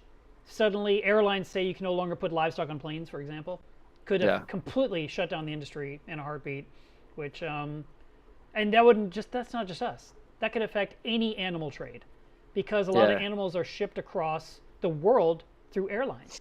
And if they said no more geckos, no more frogs, no more corals, no more fish, no more cats and dogs and parrots and whatever hobby a person's into, you're going to be limited to what you can get in your immediate area or wherever you can drive to get it. Yeah, and I But think like you the can't go visit Palau and come home with this beautiful chalice, for example. you could try, but you might get stopped by Yeah, customs. yeah. But yeah, I mean, I think that's a really big like aspect there that can kind of change whenever someone decides to change it. So we're kind of at the mercy of the environment or laws or kind of anything Yes. like that. Which I think people are always kind of surprised to hear that we were breeding yellow tang before the ban, right? Hmm. People always it's not like a money grab. We weren't trying to like to capitalize on Hawaii being closed down. It's like we were already doing these guys because we thought captive bred yellow tang is something that should happen and should be in the industry. So Yeah. I think that's it. The really big important thing is we kind of have to get ahead of it and breed things that may be susceptible to getting banned in the future, or kind of have Hmm. that on the back burner when you're thinking about breeding things. Because sometimes we'll breed a yellow tang, but maybe the overall goal maybe a black tang or a gem tang or something Right. like that. But if you're in the zebrazoa family, then you can kind of spark it off from there. And I Yeah. think that's a really important aspect to mention that like it kind of starts somewhere and it's with a bigger overarching goal somewhere else. Yeah. Because really, in this hobby, correct me if I'm wrong, because I could be wrong, but I feel like the fish that everyone wants to breed or that is bred the most is clownfish, Yeah. right? I mean, Yeah. It's you can only have so many clowns, and yet yeah. there's like 1,000 variations of clownfish. I don't think there's 1,000 variations of goby. I think Yeah. there's Right. 30 gobies or whatever, and there's what I don't even know, a dozen zebra mosa. I mean, I'm not positive that's even right, but Yeah, and I think you know, it kind of definitely it makes sense because if you're breeding like a clownfish, it's easy to breed the damsels, right? yeah, Super similar breeding. The timing is usually basically exactly the same. yeah, And when we did the dwarf gobies, we started with I think we started with Trimachaeocera, and then hmm we ended up doing 5 or 6 other dwarf gobies right after that, just because they're all pretty similar. So I think maybe a zebrasoma will lead to different zebrasoma, and acantharis will lead to a different acantharis. So it's always kind of where you start and where you're going to end up going. yeah. So I've been putting some clam pictures up here because I love clams, and this group right here I think is all Maxima, right? Yeah. Yeah, I love Maxima. It's been my favorite forever. Before that, I showed this picture here of I think Durasa. The one on the right is a Durasa. The one on the left is a Hippopus. Oh, okay. Yeah, it didn't have the right shape, but I thought you were trying to show here's a baby, here's a full grown. That's what I thought. So it's two different ones. Yeah. Yeah, and at my facility all the time, we actually have some of these big ones for sale, just because they're retired broodstock that have been out there for a while, and it's good to get them into people's tanks to live out. I mean, they still live like dozens of years, Yeah, so yeah, yeah. it's cool to see like a foot and a half long Jurassic clam every morning. Where are they being grown? These are Palau. Palau. Okay. All right. Because I know I was asking Felicia this. Dr. Mack apparently has a place in Indonesia, I think. I think it's Tonga. I could be wrong though. Tonga, that sounds right. And so he had a clam farm. And from what I was understanding in our conversation, Biota is not just Biota only. Biota helps get everyone's stuff out there. So Yeah, potentially, if Dr. Max says, "Look, I want you to sell some of my clams," you guys would carry that, right? yeah, exactly. Basically, if anything is captive bred and sustainable, I mean, we kind of want to partner it. I mean, the Right. whole goal is to be able to get it to a customer. No one Yeah. wants to try to nickel and dime down the street through 10 different distributors or something like that. It's easier Yeah. just if I can just buy it and sell it to a customer, it's way easier. Okay. Now, But is this going to get you in trouble if I ask you, is ORA a partner or is ORA uh, a competitor of no, Biota? yeah, we're not affiliated with ORA Right. at all. But, I but they would say do they're clam stuff also. That's why I was curious. Would yeah, they've they? got a Is it a possibility that one day you could be pushing ORA clams out the door? maybe. I mean, that's up to them, I guess. But Okay. they have a clam farm, I believe, in the Marshalls. But we do business with a different clam farm in Cosray, who Okay. breeds. They breed an awesome amount of Crocea, Hippopus, Derasa, kind of everything. But the ones that were photographed were ones from our Palau facility. Gotcha. that we bred. All right, cool. Turn this other off. This right here is called eggplant emoji. Yeah, yeah, we're still trying to get in the name game. We're no worldwide, but That's we're a trying to. Leptastria, right? Yeah, but there. So the thing is, Palau actually wasn't allowed to export any hard corals until pretty recently. So Mm-hmm. we're just starting to get to see some really cool different strains of hard corals, like those two. We also have some Yeah. torches, the Pameras out of Palau, and we're just starting to see like the tip of the iceberg of what we can grow in Palau. I know Mm-hmm. there's a lot of Aquaculture that Manu has at his facility that look amazing. We're hoping to have to us maybe this year, maybe next. But yeah, this one we call it a Goku chalice. Yeah, it's a nice chalice. And then look, y'all look. Oh my God. People are going to lose their minds. It's a torch! Oh my God! Torches! Everyone needs a torch. Everyone has a torch these days. I mean, every tank picture I see has a torch. I'm the only guy without a torch. It's like, I have other coral, you know? It's like, it's okay. We can send you some if you need some. No, I mean, that's not what I'm asking. But torches, it seems, have a real propensity for brown jelly disease. Have you guys encountered why that is, and what do you do to protect your livestock from suffering from that? And could we learn from that so that we can keep ours alive longer? Yeah, I think the best thing is just to make sure you're buying from one, a very healthy, reputable source, and then making sure that you're trying not to swing parameters too much. We always dip everything in our facility, and myself and Maddie always just kind of look at corals all day, which is a nice job Yeah. to do. But turning around, looking at them, see if there's any kind of anything on them. We do a good job cleaning them up. There are some like I guess trade secrets that I don't know if it's something that Manu told me recently. But I don't know if I'm allowed to share it. But there's some definitely trade secrets with torches to make sure they're not getting brown jelly or making sure that they're not Really? succumbing to it. That's I think interesting. You would yeah, think we would need to know this as hobbyists trying to keep them yeah, alive. I mean, I know you just yeah. want to keep selling them and getting richer, but no, I'll put we it. want to definitely know what we can to avoid spreading brown jelly throughout our tank. Yeah, I think the thing is catching it early, making sure you're making like the rounds, looking at your corals as much as possible. And if you do see something kind of off, it's definitely easier to frag a head off and get rid of it than it is to try to save it, honestly.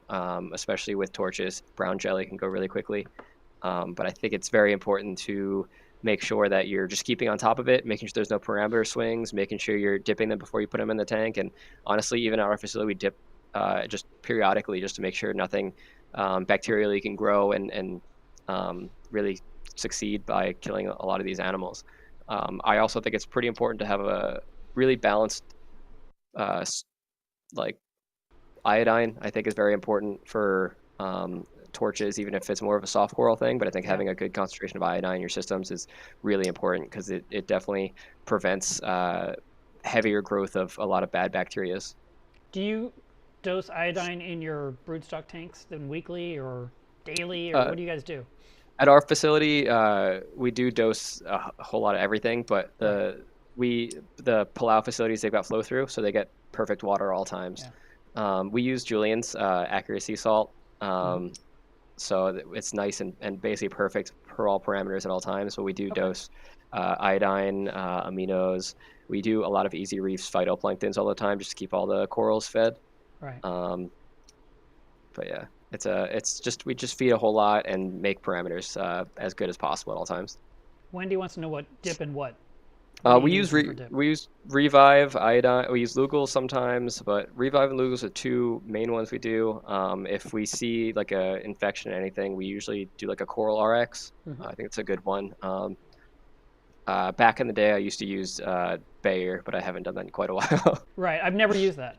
I've used Revive. I've used a few other ones on the, like one dip. There was that one shot was one where you could just open it and mix with 1 gallon of water. It was great for like a brand new acquisition. This coral right here is not a Goniopora, correct? I believe it's an Alveopora. Yeah. It's really pretty with the pink and green. It's not a typical Alveopora. I have Alveopora. It doesn't look anything like this. Yeah, we so call I don't this know if one. It's been Photoshopped. No, I'm kidding. Or if it just comes that way. This is the Groovy Star Child. is what Yes. we call it. Yeah. It's a very cool one. It's always in demand. We can't frag it up fast enough. It's Really. pretty slow grower, but it's so cool. I I think have we made no some luck with t-shirts. Gonies. Alveopora I can do. Goniopora I've never had luck. I occasionally I'll try one just for funsies, and a couple months later I'm like, yeah, why did I do that? I'm not good at that one at all. Yeah, for us it depends on like specific strains. This one is one that we like really kind of we had, and it started growing for us and grows really well for us. So specific strains do really well for us. This is a beautiful zooanthid. Yeah, these What are do you guys one of the ones nickname from this Palau. one? I don't. I think this is just one of our assorted ones from Palau. That I like. Yeah, that one you can send me. All right. You're like, check.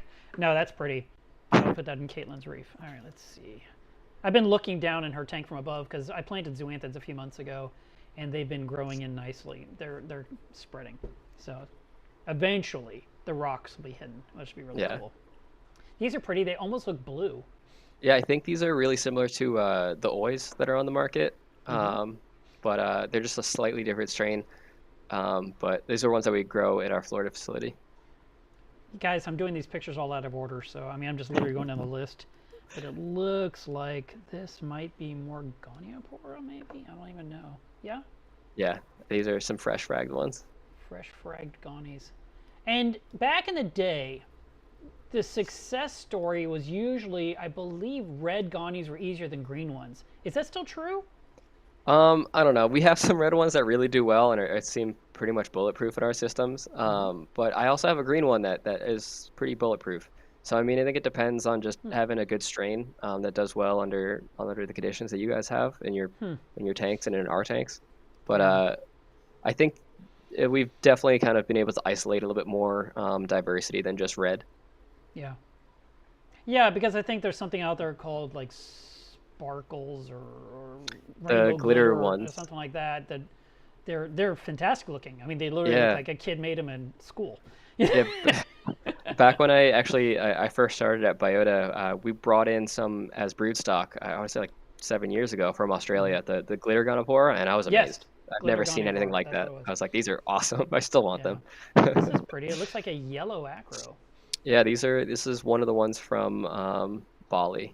Yeah, Is one it of the yellow Bali or is it mariculture. green? It's just the lighting. Most of the stuff that we do, we're not big Photoshop or edity people. I know Felicia does make things look as accurate as possible as we see them. Yeah. Most of my shots are just with my phone. Mhm. So I don't really, these are just true to color, true to form. So it's usually pretty yellow in the All right. systems. It's pretty. All right, what else we got? Because like I said, I have a zillion pictures here. Yeah, I think we sent over some photos of some of our corals to someone and they said that they were bland. And I'm like, they're realistic. Bland. This is very interesting. And I have news for you, by the way. So we'll start off. First of all, you can say what you know about this, and then I'll tell you All right, what it's yeah. This is basically like a tiny bubble tip we got from Queen City Corals at a frag swap, I believe in April. We've been growing them at our facility till we get enough numbers so we can sell them, but they're cool. I mean, they stay super tiny. They stay like quarter sized, and they just split. I know a lot of times when I see big bubble tip tanks, the bubble tips usually take over. But Yeah. these guys stay tiny, and they're like little quarter-sized ones that don't grow too big and sting everything around them. Yeah. So I have a variation of this that stay that small. I call them nano nems because Okay, they yeah. fit nano tanks perfectly. They will not become a big anemone. If they get 3 inches in size, it's a miracle. Yeah. Usually they'll split before that. And so my plan is going to be when I'm getting my tank set up again, my 60-gallon cube, and I clean out all those nano nems that have scattered into the temporary tank. I'm going to put them in a box to Biota and let you guys turn them into a popular thing people can buy. Because I don't like the whole shipping of livestock. It's too much stress. And Yeah. I did a bunch of shipments, I guess a year and a half ago. And I shipped like 20 orders out. And it was a lot of work. And then of the 20, I think 4 didn't arrive. They were either wow. a full day late or they didn't arrive at all. Which is, when you do the math, like, wow, that's like an 80% success rate or something. It was really bad. I was like, yeah, I don't want to do this. And I told people in advance, like, look, I don't do this for a living. I definitely know how to pack coral and ship it. But if this goes wrong, that's not me. Yeah. It went wrong with FedEx, which it did. And I said, I'm happy to ship you more, but you got to pay for shipping all over again. And I don't Yeah. even get the rates you get. I get the ridiculous overnight rates because I don't ship coral for a living. But anyway, Yeah. I want to ship you guys a box of those things, and you can propagate them because, like I said, they stay small. They'd be perfect for your business, and you guys can do your thing. And you can. I had a friend nickname them a long time ago. I don't think you have to use the name, but he called it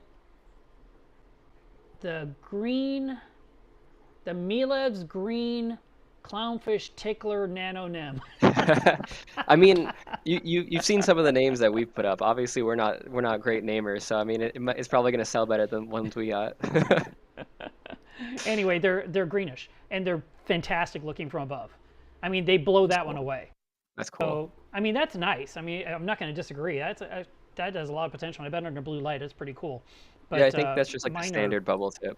mine are insane. So you'll be just like, these are fantastic. I can't believe he gave them to us. This next one is some kind of a chalice, it looks like. Yes. Very We call this interesting. one a portal chalice because I'm on top of being a fish nerd, I'm a video game nerd. Uh-huh. So with there's a video game called Portal out there where Yeah. the two different portals are blue and orange. So Yeah.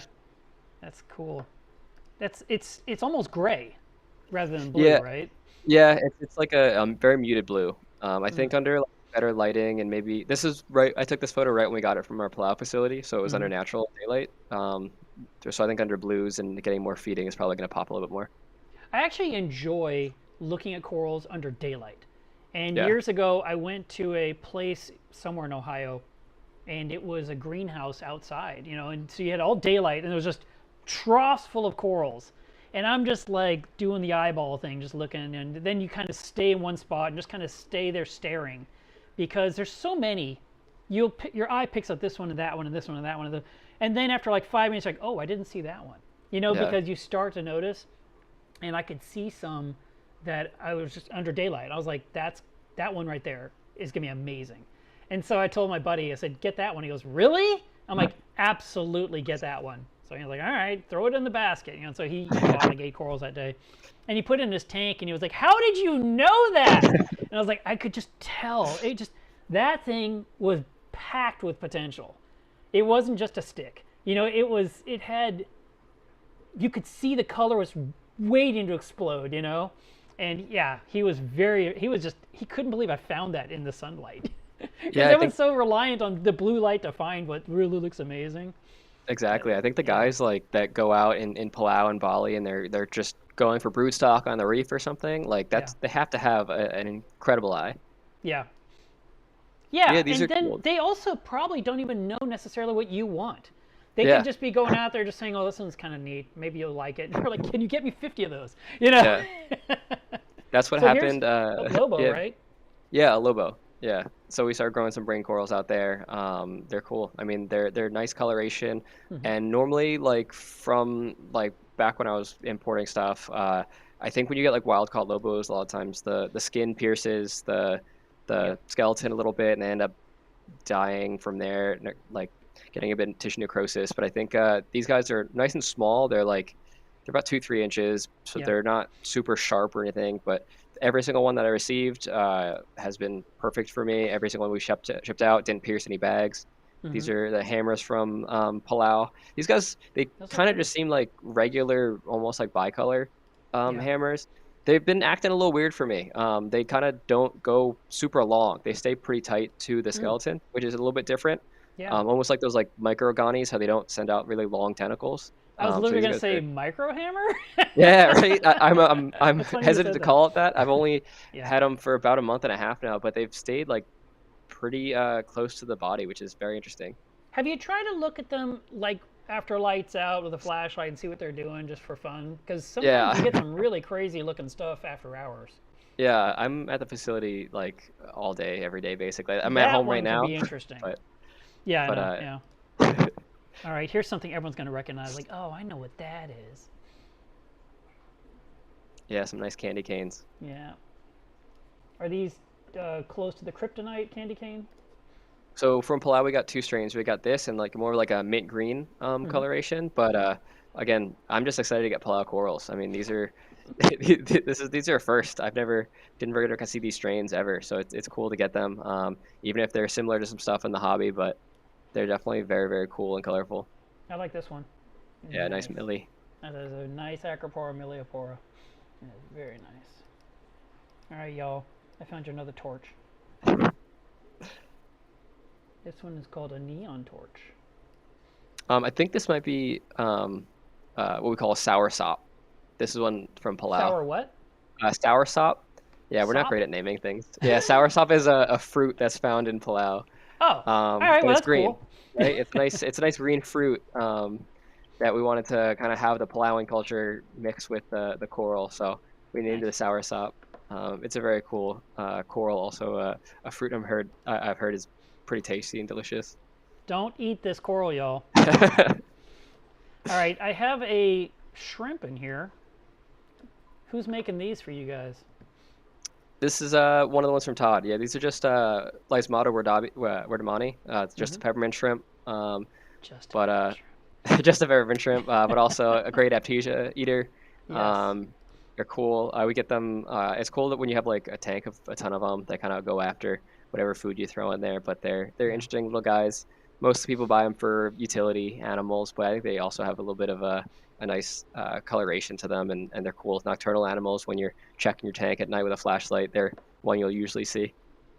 You know, the only downside of peppermints is that they can be semi-aggressive with LPS corals. So, like, Yeah, if you have scolies or you have fungias, they'll literally reach in their mouths and steal the food right out of it.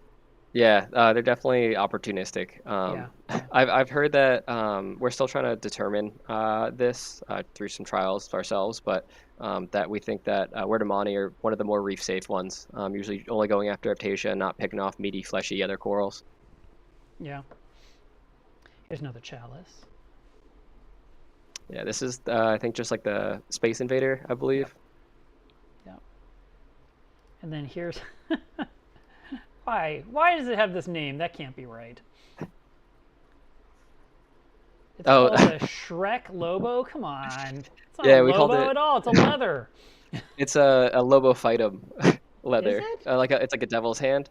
Yeah, So I sort was of. calling it a Shrek hand for a while, just Yeah, because you're it's right. It does look like a devil's hand. You're right. I had to think about that for a second. Yeah. Yeah, I guess in that. So see me, I think Lobo. I think Lobo. yeah, You know, like Lobo. yeah, more of That's a those same. Lobo. Yeah. Those are really pretty. How big are those frag plugs? Are they standard size or are these like super discs? They're like super discs. They're almost like inch and a half, 2 inches. Okay, yeah, those are nice looking. Pretty. Do you have a tank at home? I don't. I have. Let's see behind me. There's an empty I freshwater got you. tank. Let me make your thing wider. Hang on, hang on. Let me do this. You're in a squircle right now. Wide. Yeah, All so right. I've got an empty freshwater tank right there. It's Yes, you a do. Mr. Aqua 12 gallon, so it's like Mm-hmm. 3 feet by 8 inch by inch. I think I'm just gonna do something with betas in there. And then over there I've got a paludarium, which is just overrun with plants. Here, I made you There's big no screen. fish or anything in there, but it's just all plants. Yeah. Yeah. Paludarium, huh?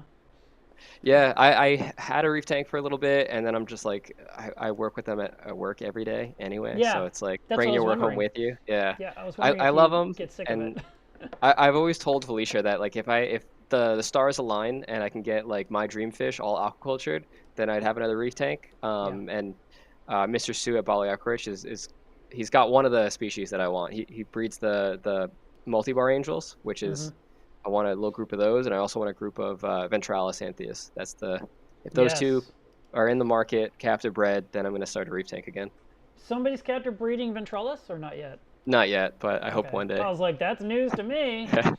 Is this more of your micro hammer? Yeah, Yeah, they're really tight. yeah. And it doesn't matter what kind of lighting or flow or tanks I put them in; they kind of stay that tight. It's Wow. interesting. Very interesting. Wow. All right, let's see what else we got here. Oh, found a clam for y'all. It says squamosa. Oh, it's so small. Zoom, zoom, zoom, pixelate. Yeah, these are the ones from our Palau facility. We get Nice. batches of them every once in a while. Okay. And then I see a bunch of corals that are called tenuous. That sounds promising. I do love me some tenuous. They are so pretty. Yeah, these might be a mix of the Palau Acropora Uh-huh. and the ones from Bali. Here, let's look at another one. Let's see what else. This one's pretty too. Yeah, it's cool. We've been doing like weekly WYSIWYG drops of Mm-hmm. all of these acros, and they've been getting snatched up very, very quickly. Yeah. But they're cool. They all have really good coloration. We've had them under our lights for a few months now, so they're gonna hopefully stick those lights in and stick those colors in your tanks too. Here's some more yellow. I can't believe you have yellow acros and I'm not buying them. I need to like stop by and just fill up a cart. I mean, you don't see yellow acro very often. It's actually Yeah, pretty rare. and if you do, it's usually a deep water like a Suarsenai or something, or a Right. Lucani. Yeah. Yeah, and even those, they're really green. They're not yellow. They're Yeah, greenish.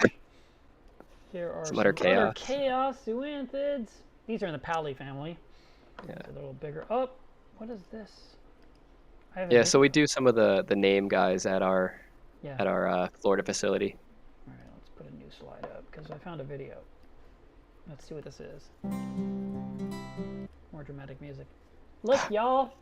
The peppermint's Eating the eating the Aptasia. Aptasia. It's proof. It's doing it. That was a loose one. That wasn't even on a rock. You guys dropped that one in, huh? Yeah, we dropped that one in. I think I dropped in our whole rock with them when I was trying Yeah. to take that video, and my phone wasn't recording, and then I had to pick it off another coral. So The magic of photography. Look, they rip it right off the rock. That's great. All right, let's see what else we got here. Come back to our other slide. This one has a weird name, so it can't be what I think it is. hey, these are just some of the mushrooms we culture. A lot of them are from our Palau facility. That bottom left one, is that Yeah, a that one. frilly mushroom by any chance? It's very weird. I think even Julian a couple years ago came to my facility and saw that, and he was a little confused by it. I think it's kind of like a frilly mushroom. They don't grow super big, but they grow bigger than like a regular rhodactis. The thing is, they don't ship well, so I don't really put them too much for sale unless like a local guy. Yeah. But they're very interesting. I got them from Palau once, and we've just been growing them at our facility in Florida since. I used to have something called lavender frillies. I named them that myself. I had people say, "What kind of Montipora is that?" Because it was so much, and it was just they'd completely covered a rock. I'll send you a picture of it later because I don't have it handy, but was very popular around here when people saw what I had. They were like, "That's insane." And then you got some clams here also from Some Crocea. Palau. Yep, from Palau. Okay, so I figured. And then what else do we have here?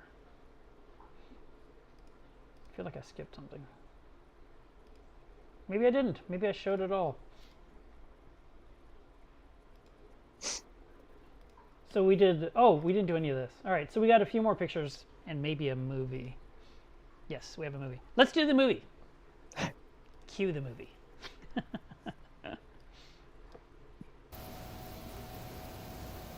So what are we looking at here? These are some Cortez angels. These are bred by Mr. Sue at Aquacultured. I think that if this is the video I think it is, it's probably just me going around with my phone feeding stuff. Nice. But yeah, these are cool. A nice Cortez angel. I feel like I know this fish, but I don't because it's such a juvenile. I don't know that I recognize it. Is this the one that gets bigger and has the blue stripes, and then later gets huge and looks completely different? Or So am I mixing that up? they get bigger, definitely. They get rid of these kind of stripes, and they kind of get like a greenish front, grayish body, and like a dark grayish back area. But they're a pretty cool fish. Definitely not super reef safe, and they get big size. That's what I was thinking. They get big, yeah. Almost like a French angel. No, I did not know what that was. All right, nope, I don't know that fish at all. Okay. Well, they are pretty. So who would you be breeding this for? Because like you said, they become big, and I guess that it's a fish-only tank, right? Yeah, fish only tanks. A lot of the fish, especially some of the angels, some of the bigger ones that definitely get big, are definitely fish only kind of guys. But I know if we have like, every once in a while we get like maze angels, and I mean, I think gold flakes sometimes can be hit and miss, but they get kind of medium to big. That's what it Um, becomes, yo. yeah, but there's a lot of fish only guys out there that are looking for quality, even small juvenile ones that can grow up and be in their bigger fish only tank. How big does this fish get? I want to say like almost a foot, maybe a foot Yeah, and a that's what I half. was thinking too. I was thinking big. Okay, all right, fair enough. All right, cool. You know, we've only been just looking at pictures and stuff. I haven't even asked you any questions. We were supposed to do questions. Let's see what else we got here happening. Okay, we'll go ahead and get rid of this. Get rid of this. How about this guy? Why did you guys send me this picture? Ta-da! I believe that's That's just a weird it's damsel. I think that's a majestic, a juvenile majestic. Yeah, Mr. Sue also breeds those. That's been one of our more popular ones because they are like kind of hit or miss reef safe. But yeah, they people like when they get a little bit bigger. They're not giants, which is nice, and it's nice to get them small and watch them transition. yeah. Is does that one? No, this. So this is an Asfur, right? I think this one's a majestic. I could be wrong though. Majestic. Okay. When they're juveniles, they have very similar coloration. Okay. Then what is this one here? I don't recognize it either. I'm not good at angels. I believe that one was a hybrid that we had. It was a hybrid with a maze angel. Okay. Yeah, I only know a few angels. And then this one's pretty. I'm assuming it doesn't keep that pattern as it gets older, right? That's the Regal. I don't know. Is your show family friendly? uh, Yes, it is. okay, never mind. We had a nickname for this one specifically, but we sold it to a store up in Chicago, and it's a Regal angelfish. We were hoping that the striping would stay that kind of patterning. They mostly just kind of wide out, and they get a little bit more vibrant when they get bigger, Okay. but they're cool. Yeah, Especially Regal has been a very popular one for Mr. Sue. that was a really pretty fish, actually. And our last picture, this one here. Yeah, the tusk fish. These guys are cool. Not a lot of people get to see them when they're juveniles like this. Most of the time, when you buy like a harlequin tusk from the store, they're usually already like 6 to 8 inches. Yeah. But it's awesome seeing these guys tiny with this coloration, and when they're in a big group and they kind of pick off little pellets off the ground or even small like mollusks. Yeah, you know, I'm trying to think what they look like in the store. Let me grab a They're picture. very colorful. Yeah, that's what I thought it was. Okay, yeah. Yeah. They had the fangs or whatever in the front, right? They're Yeah, they blue got or the something? blue teeth. Yeah. Yeah, the blue teeth. Okay, yeah, that's what I was thinking. Yeah, that's a really cute little juvenile. That's pretty. Yeah. What would they be compatible with, or what's the problem with these fish? Is there a problem? They just like to flip stuff over. So like they're really kind of reef safe. They'll flip over like snails and hermits, and probably eat them if they're not fed, alternatively. But they like to flip over rocks and move stuff around. They Okay. can be a little bit aggressive, but what I found with these guys, they're not too bad. All right.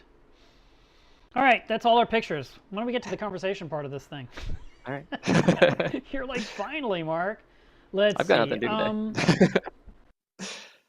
You talk about spawning in captivity. Like, what does it exactly mean? And kind of delve into pelagic versus egg bearing to kind of paint the whole picture for us people that just buy fish and don't know anything. Yeah, so I think the big reason why a lot of people do clownfish is because it's what's called demersal spawning, where they kind of Mm-hmm. just lay eggs on like a surface. Gobies do this, um, damsels, filefish. A lot of fish kind of just put them there and they kind of take care of them, Mm-hmm. and that's usually means that fish is a lot easier to breed, just because they have that parental care while they're developing. They usually have a bigger yolk sac. The time and egg is usually a bit longer as well. Mm-hmm. So when you're getting something with pelagic eggs, that means they're just kind of broadcast spawning into the water column and it's just going everywhere, and you got to collect it. So you got to kind of make these egg collectors to collect the gametes and make sure that you have, obviously when things are spawning kind of in the water column, not every egg is going to get fertilized. So you got to separate the unfertilized and fertilized eggs with like either like a float method or like an egg tumble method. And you put those into kind of a hatching area, and usually put different kind of phytoplankton so that when they're hatching, they may not eat right away, but it's usually to contrast the water column a little bit for when you do feed them. But yeah, so pelagic and demersal, the two main spawning. Most facilities concentrate on the guys that lay eggs and take care of them, and not too many kind of concentrate on the pelagic spawning yet. Yeah, I would think that. I mean, my mind is still kind of blown that clownfish come out of the ocean, because I mean, you think of Nemo, right? The beginning of the movie. Yeah. The parents lay the eggs, they're loving their eggs, and then I think it was the barracuda came in and ate every egg. Yeah. And that's before they even released and swam up toward the light to where every fish could eat them, right? Yeah. And so eggs that are, I'm just talking about clownfish because it's the only thing I barely know anything about. When clownfish eggs release, they swim toward the light, which in my thought in the ocean would be toward the moonlight, I assume, rather than swimming down into the rockwork to stay safe. And I'm thinking, well, everything's waiting with huge eyes in the dark, looking for something to eat, and then these clownfish start swimming upward, and then everything goes like this. And I don't understand how we end up with any clownfish. I don't understand how there could be any that got back down in there and could get enough food to stay alive to grow into a fish, let alone grow pigment, the settling, and all the other stuff I hear about. Yeah, so clownfish are definitely parents. I wouldn't say they're great parents. They protect the eggs basically until they hatch, and they kind of go off and do their own thing. Right. And when they're going off, they do hatch at night, like you said, and they go off towards the moonlight typically. It's because they are clear that kind of gives them that advantage to survive, but they're also spawning usually on like a 7 to 10 day cycle. So they're spawning all the time, they're hatching all the time. So it's really a numbers game at that point. I see. But if they're clear and they're in the water column with a whole bunch of other clear, tiny micro things, that's also where they're going to find their food. Like if they're in the rockwork, there's going to be some food, but there's also other predators in there. Like there's a lot of worms and other things in there that can eat them. But if they're floating and just hopefully not going to get eaten by something trying to eat something else or get knocked around and thrashed in a current, I think that's how they end up surviving. Just a lot of it's sheer luck. It's really remarkable. I mean, same thing goes with octopus. You know, they release all the little tiny octopuses, and they jet off different directions, and of course something's ready to eat them as soon as they come flying out of their cave. And it's like, how do we have any left? You know, it really impresses me. And even crazier, one thing I learned from Todd, even before he was working with us, just when I was still in college, is that in the oceans across the east coast of the U.S., there's the Gulf Stream. And so a lot of times these baby eggs or just larvae hatch and they get caught up in the Gulf Stream, and they end up like as north as Rhode Island and New York and stuff like that. So you can be diving during like October and like September, and you can see these like butterfly fish. So back when I was in college, I would dive and collect these butterfly fish because in the winter they're going to die anyway. But they're just like Gulf Stream orphans. They kind of come up tiny, and they're tiny, and they somehow survive in a Gulf Stream, getting thrashed the entire east coast of the U.S. And they somehow survive. Wow, that is really nuts. You talked about separating the living from the non-living eggs. I think we're talking pelagic, and you talked about them floating. So the floating ones are the dead ones, or the floating ones are the good ones? I haven't done it in a while, but I think the floating ones are the good ones. That's more of a James question. I haven't done spawning. I've just been mostly concentrating at our Florida facility. But one floats and one doesn't. You separate it that way, which is nice and convenient sometimes. All right. Okay, so now I've got a list of where did the fish come from. And apparently, according to my list, all this stuff comes from Palau. So I'm just going to rattle them off, and you say if I'm right or wrong. Or do you have the list in front of you? You can just tell me. Yeah, I've got the list. So Palau has the mandarins, the rabbitfish, coral beauties, the barboneus, the pink squares, the different filefish, all of our nano gobies, the Dracea clams, and other farm clams. So other farm clams is we do mostly do clams in Palau. We do. I mentioned we buy from a place in Cosray as well. But our ones in Palau, we get to kind of work with weird stuff. And by that I mean a few years ago we were calling it a mimosa clam. So it was a squamosa mixed with maxima, which is really cool. I think we were one of the first in the world to do tridactyl, the teardrop maxima, which is a I very remember cool those. one. Yeah, it was a very small batch, but it's something that maybe will happen again in the future. That'd be cool. Um, yeah, so and we do a couple different damsels at our Palau facility, as well as the some of the corals that we show some photos of. Right. Lots of Um, corals, yeah. All that comes from Palau. And then, does anything specifically come from Florida? And if yeah, so, so where does it come from? Is it literally grown in your tanks in that facility you showed us? Yeah, so in Florida, we don't do any fish at this moment, but we do coral aquaculture. So a lot of Okay. like a lot of the zoanthids, the acros, anything that we kind of put a name on, is usually something that we've been growing at our facility for a few years now. Yeah. And so we always grab new brood stock and try to put new names on things, and whatever's growing, obviously we can frag out and sell. But Right. Florida is mostly just in-house aquaculture. Okay. And then, of course, distribution. Yeah. Okay. Um, is it big? Is this a big place?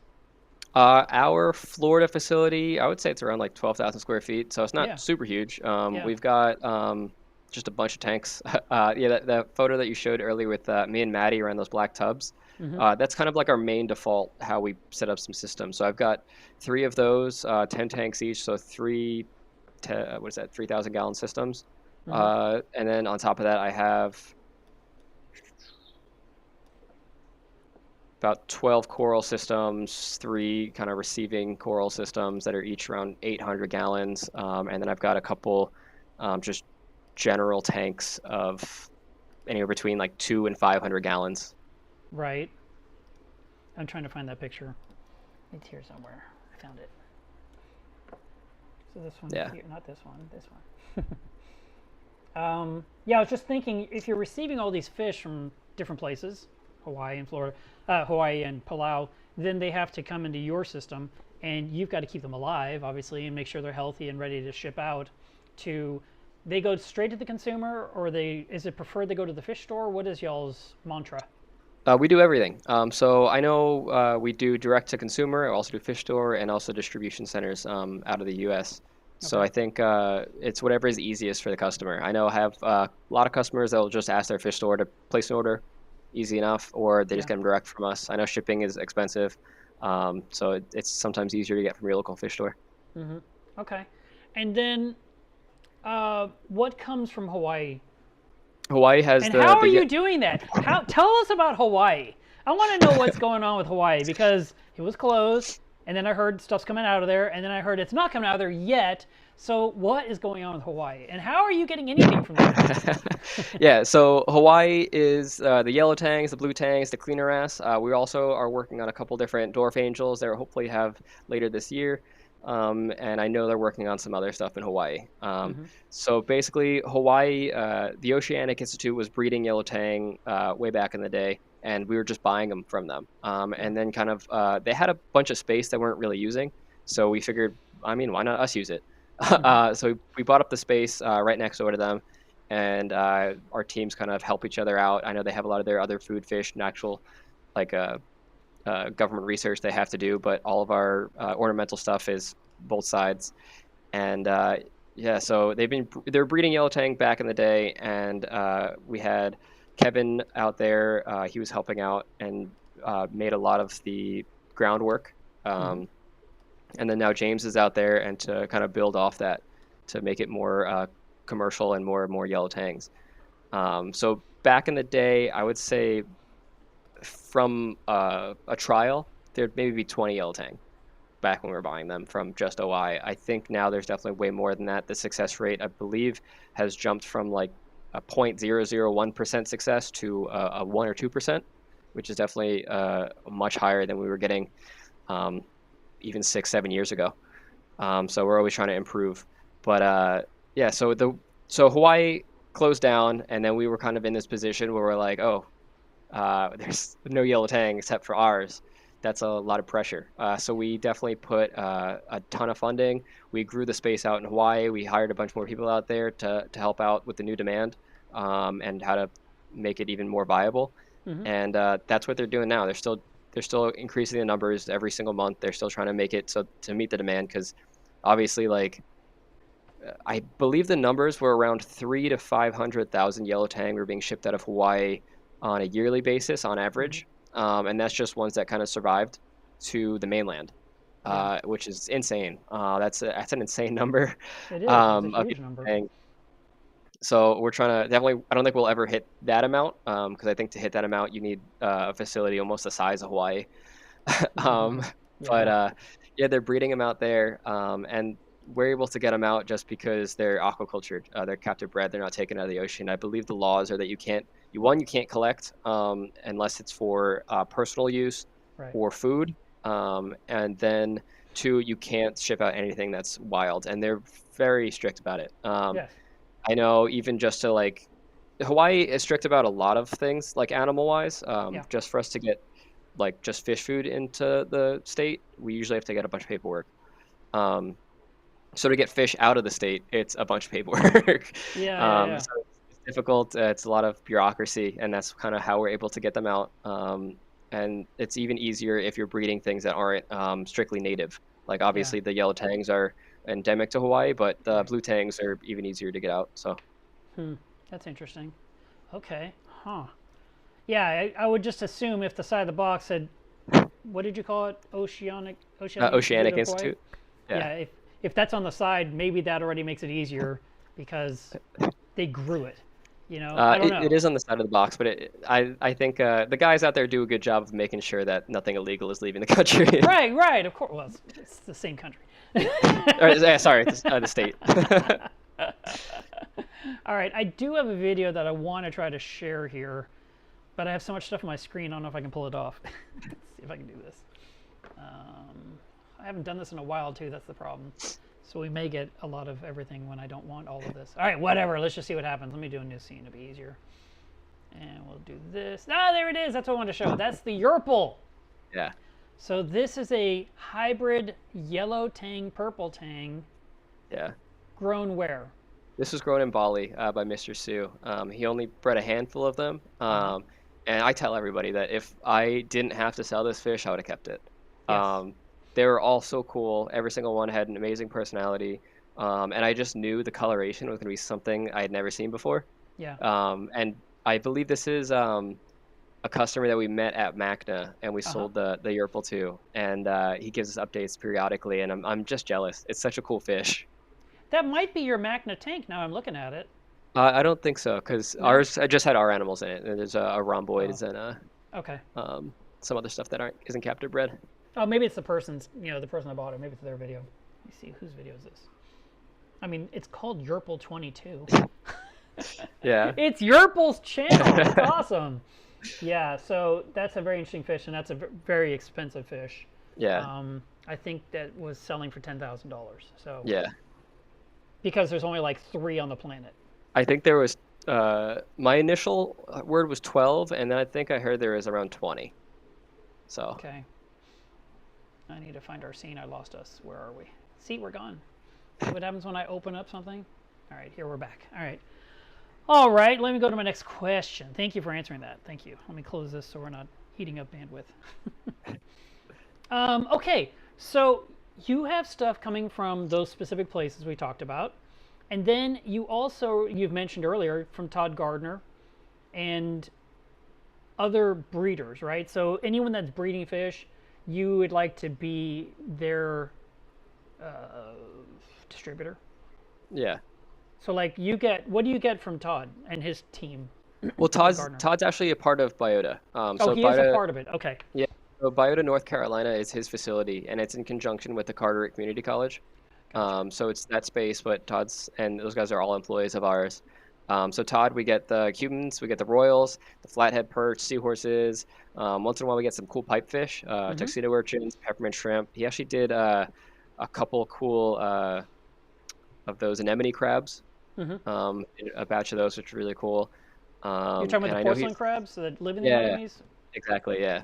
Nice. He did a batch of those. He did. I know he's working on some black caps and some other cool stuff for us. But yeah, his facility's breeding a ton in a very small space. Nice. I do need to throw this on the screen because why not?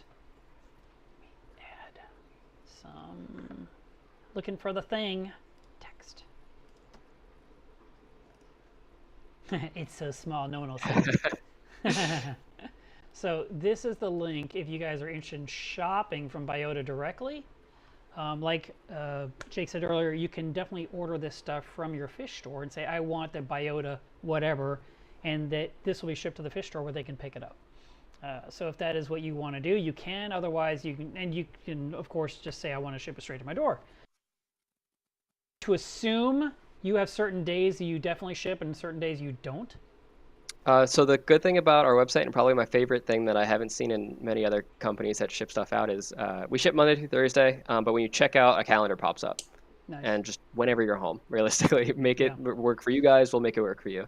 And I had customers change it last minute. It just kind of happens, sometimes scheduling conflicts. But I think the more important thing is you're getting a live animal. You got to treat it like that. So you got to be Yes. home or able to take it or put it in tank or have someone put it in tank for you. Yeah. But I think that calendar is a big game changer for a lot of people. For me, it's really important that people never order for a Friday delivery. And you mentioned you ship on Thursday, which means for Friday. But the thing is, when things go wrong, it goes wrong over the whole weekend. Yeah. So I always tell people, order Monday for a Tuesday delivery. Order Tuesday for a Wednesday. And if you end up with an extra day, at least you have an extra day of a truck driving out there. But, you guys, have to deal with what the weather is at both ends. Yeah. And you could be shipping from sunny Florida to Arctic Minnesota or something, right? Yeah. And you have to make sure that the temperature is right the whole trip. I mean, not too cold, not too hot, but then needs to stay warm enough at the other Yes. end. Yeah, so obviously, our fish are on the expensive end because they're captive bred, and Yeah.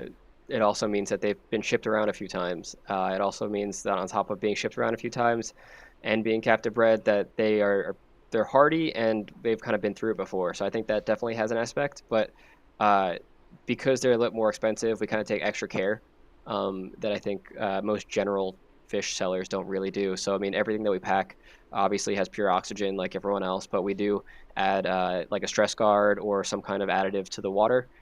Sometimes, depending on how sensitive the fish is, we Yeah. do ship with like a zeolite, like an activated zeolite. The heat packs that we use, we don't really skimp and do 20-hour ones. We usually do 40 or 72-hour. Hmm. So there have been times where I've shipped out a shipment to Canada and then it got bounced around by customs for a while and come back to me Yeah. for I think it was 7 days and Wow. the entire shipment was still alive.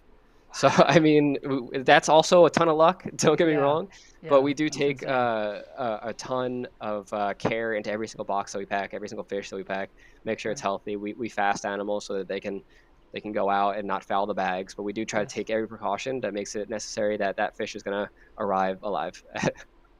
Since you guys are helping distribute Easy Reefs, I'm just wondering, have you started doing this? Have you started including the food the fish eat in the package with the fish so when they receive it, they are not going to get something they're not familiar with? Yeah, and we also sell Easy Reef on our website, Yeah. so they can kind of bundle it. I think Felicia's working right now to help with some bundlings just to get the foods for the thing for the animals, and it just kind of Yeah. depends on the order. But sometimes we'll throw in, especially with the mandarins. I think that's the question we get the most. Like, hey, can we throw in some food here Yeah. that they're gonna eat? It's like, yeah, Yeah. just put it in a little baggie, put it in there, Just a ship it with the fish. Hershey's bar of copepods. Exactly. Just a little baggie of pellet so that when they Yeah. get there, they can throw it in the water and then they'll watch their mandarin actually eat pellet. And then Yeah. I think that's the bigger thing. One of the things that I've done in the past when I'm walking into the fish store is I will say, I need to see that fish eat. And then Yeah. they feed the fish and I see it eat. I'm like, okay, I want that fish and I want that food. I want to make sure that I take what I saw it eat.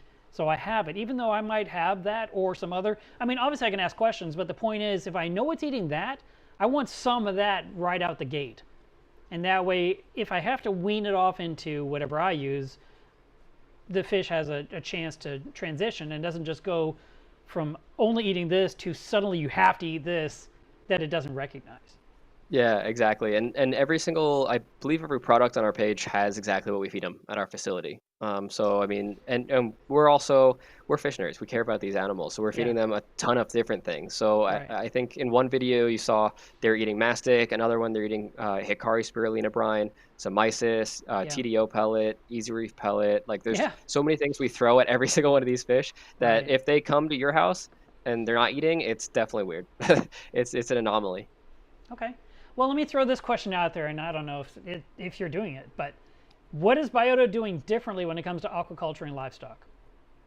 Yeah, I think what we're doing differently that may not be so different, but we have a lot of different locations and a Hmm. lot of different scientists. So there's a lot of different perspectives, I believe. I think that's one of the main aspects. But the other main aspect is we're taking a lot of chances. I think it's hard for another aquaculture facility that's making a ton of money off something as easy to breed as a clownfish to be like, hey, let's do something way harder.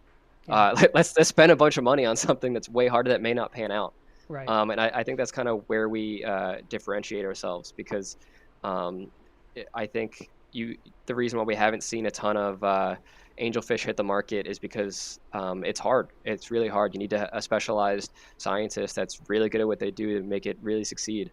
And I think it does kind of also pan down to location because Palau is a great spot for this. Hawaii is a great spot for it. But Tav's also able to do some amazing things in North Carolina. Yeah. And the probably the best breeder in the world is probably Mr. Sue in Bali, but he also has these giant concrete tanks and is Hmm. basically mimicking oceans. So I think it really does depend on a whole lot of different factors, but the best thing is just try to give really, really passionate people the funding and ability to do what they do best. I think that's kind of what makes us a little bit That's a different. really good answer. I thought I was kind of almost throwing you under the bus there, like putting you on the spot. All right. So now that everything's so expensive, I know that some of your fish are up there, but because things are so expensive, are people just like, that's what fish cost, and they just do it, or is it still kind of a hit or miss? How is that all working out with keeping up with the cost of everything rising? Yeah, I think it really depends on the hobbyist. I think obviously probably your audience and people that have been in the hobby for a little bit, they've seen the spiking of pricing every once in a while, seen the trends kind of go and pass. But I think what doesn't really change is if you're a passionate hobbyist and you want to buy something, you're trying to buy the best most of the time, right? Yeah. People buy Apex systems who buy the best looking tanks, but I think it's usually good bet that if you're buying a wild caught mandarin, like there's no guarantee that thing's going to survive, Right. right? If you're buying a captive bred mandarin, there's still no guarantee, but it's a better shot. And we have a Hmm. 7 day DOA policy. So I mean, like if it doesn't survive, we'll usually replace it. Hmm. Um, but I think it's a lot easier to have success with something that's captive bred rather than take chances on something that is expensive. So if you're buying 10 mandarins that are now $70 versus one mandarin that's at 90, then it really kind of makes financial sense. But I Yeah. think it also it makes it a little bit easier pill to swallow than like I'm buying this for my tank and it's going to be around for a long time. I Hmm. think that's what people also don't understand about aquaculture is we know how old these fish are. Like if I'm selling you a yellow tang, it's about 7 to 8 months old, and they have like a 15-year lifespan. So I think if you buy something from the wild, you don't really necessarily know if it's towards the beginning or end of its life, and I think that can really make a big difference if you're trying to parse out $1 every day for the next 10 years or something like that. Yeah. Yeah. I could see that. I remember about 15 years ago, the argument was being made often that yes, you can get whatever you're getting from the ocean cheaper than Yeah. buying something aquaculture because the aquaculturists had to do so much work and they had to take care of that fish for 6, 9 months or longer before it ever got to come to you, which means they took care of it for 9 months. They fed it for 9 months. They did water changes. They grew food. I mean, so of course that fish would cost more. Do you think that the price of aquacultured fish will continue in the range it's in now? Do you think it'll be more? Do you think it'll drop down because we've conquered so many types of fish? What do you think? I think there's a ton of factors in there. Hmm. So I think one of the main ones is, and I guess one of the big important aspects of Biota is we have a facility in Palau, which is in the middle of the ocean. So for me to get fish from Palau to Florida, it's expensive. And Right. it's expensive just if you're going to collect it from Indo, same thing. It's also expensive. So we have that freight built in. But Yep. then on top of the freight that the wild collecting guy is also billing in, that we also have that we're taking care of these animals for 3 to 6 to 9 months to get Right. it to that size to be able to ship. So Yeah. I think definitely there is an aspect there that as long as we continue to commercialize things, it does bring the price down as long as success increases. Like let's say if I'm breeding a batch of clownfish and I'm only getting the same number every single time, I can't really lower that pricing. But if I'm breeding it Yeah. and I tweak something and I get much better yields, then I think we could definitely lower the pricing there. And I think that's overall the ultimate goal because we want to breed more and get it into more people's hands, right? We don't want to harbor all of these animals and only get a little bit amount. We love the success story. That's why Yeah. Felicia reaches out and we get so many photos because I've never been able to keep Mandria, but now I can, or I Yeah. didn't think I'd ever see a yellow tang again, but now I have 3 in my tank. Like Yeah. I think that's the important aspect here that I think a lot of people don't really see where the pricing is at where it's at because it allows us to kind of take some chances in the future on some other species maybe, or it's generally what this fish may cost, or sometimes it's not what the fish costs and I'm losing money on it.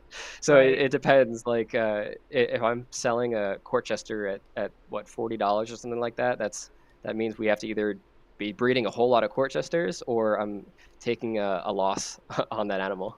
Yeah. All right. I'm rearranging our screen here for a second. Hopefully, if it'll cooperate. Come on, you. Because we got to take some questions from the audience. They've waited 2 hours almost. All right. So let's see what we can answer, and then we'll wrap up because I'm sure you're like, I do have other things to do. I got to change some water or something. I've got a shipment landing tonight, but it's not There for you a few go. more hours. Just another reefer asks, I heard a rumor that Biota is no longer sending tank-bred yellow tangs to the UK after a shop did some shady selling below price, which would be unsustainable. It's a shame one shop ruined it for all. Is this true? No, it's not true. It's Yay! Wait, where's my audience we are cheering? still shipping to Europe. We are shipping some smaller quantities to Europe just because I think something happened in the U.S. I don't know, with the demand increased pretty significantly. And obviously it's definitely easier and less of a risk to ship to people around the U.S. But we do small shipments around Europe. I know we've got a couple different wholesalers and distributors. We actually are possibly taking on new wholesalers and distributors as well. But there's nothing shady going on. I Not you know. guys. They were talking about that one store apparently was breaking some rules. Yeah, It sounds I don't like. know who maybe they were talking about, Right. but yeah, usually when we sell it to Europe, it's either to a distributor or to like a grouping of stores. Okay. Well, you said you shipped to 33 countries earlier, so Yeah, UK's got to be in that pack, yeah, that collection. yeah. Nice. UK and Germany are the most frequent that we sell to. Say it again. UK and Germany are the 2 most frequent countries Okay. we sell to. Interesting. Not Brazil. Do you ship to Brazil? We're planning on it pretty soon. I know there's a wholesaler out there that's been asking for animals for a long time. Nice. Do you ship to Cuba? We don't. Because they have Cuban bass Sorry, terrible dad joke. All right. Let's see. I'm looking for another question. Lots of compliments. I mean, I can throw these up here too. Aquatic and stuff said I have a Biota filefish, super healthy, and it's huge. That was nice. John Reefer out of Vermont says his Biota filefish is very good. His tank was infested with Aptasia. When I say covered, I mean covered. Not a single inch within a rock or sand was covered. 2 Biota filefish later, all gone. Nice. Let's see. Ryan says that he's had great success with his Biota raised family members. And then Felicia was chiming in with information. Let's see.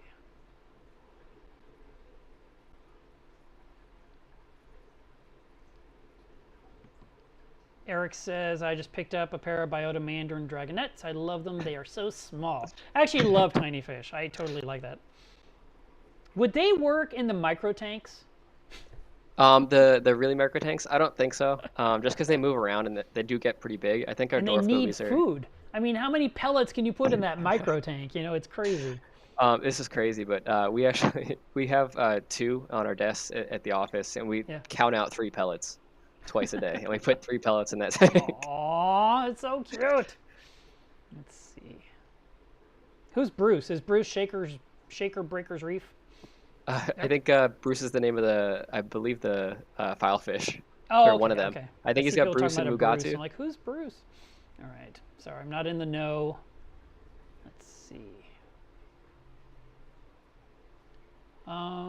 Aquatics and Stuff says my filefish will eat any tiny tentacles that have blue or white tips. Acans, Monty, anything with blue or white tips. That's Sort of like interesting. Aptasia tentacles. I was like, Yeah. yeah, okay. Let's see. I'm looking for more questions. It's a lot of chatter in here. And I ignored it while I was paying attention to you and trying to put pictures on the screen. I actually got a mandarin myself, a target mandarin from Live Aquaria. And when it arrived, it was just a little tiny guy, but you could see its ribs on the side, and I always hate Yeah. that. And I dropped into my 400-gallon reef and thought, if you can't find food in there, you know. And Yeah. every time I saw that fish, for the first 3 days, it didn't even move. It stayed in that one spot. I'm like, that was a bad sign. And then it finally went up like 1 inch up the rock and pecked at the rock. I was like, okay, all right, maybe you'll survive. And now I've had it for months, and it's become nice and round. And I'm like, okay, good. Because fortunately, my reef doesn't have a lot of pod eaters, so I feel like it's able to find what it needs. And it could be some of the food that I drop in, because I drop in mini mysis from Hikari, I drop in Rod's food, I drop in PE mysis, which are way bigger chunks. And I also add something called Rod's food polyp poppers and tentacle ticklers. He has a couple of these different little tiny eggs, and possibly the mandarin is slurping up some of those eggs if they get down to the sand bed before the other fish devour them. Yeah, I don't doubt it.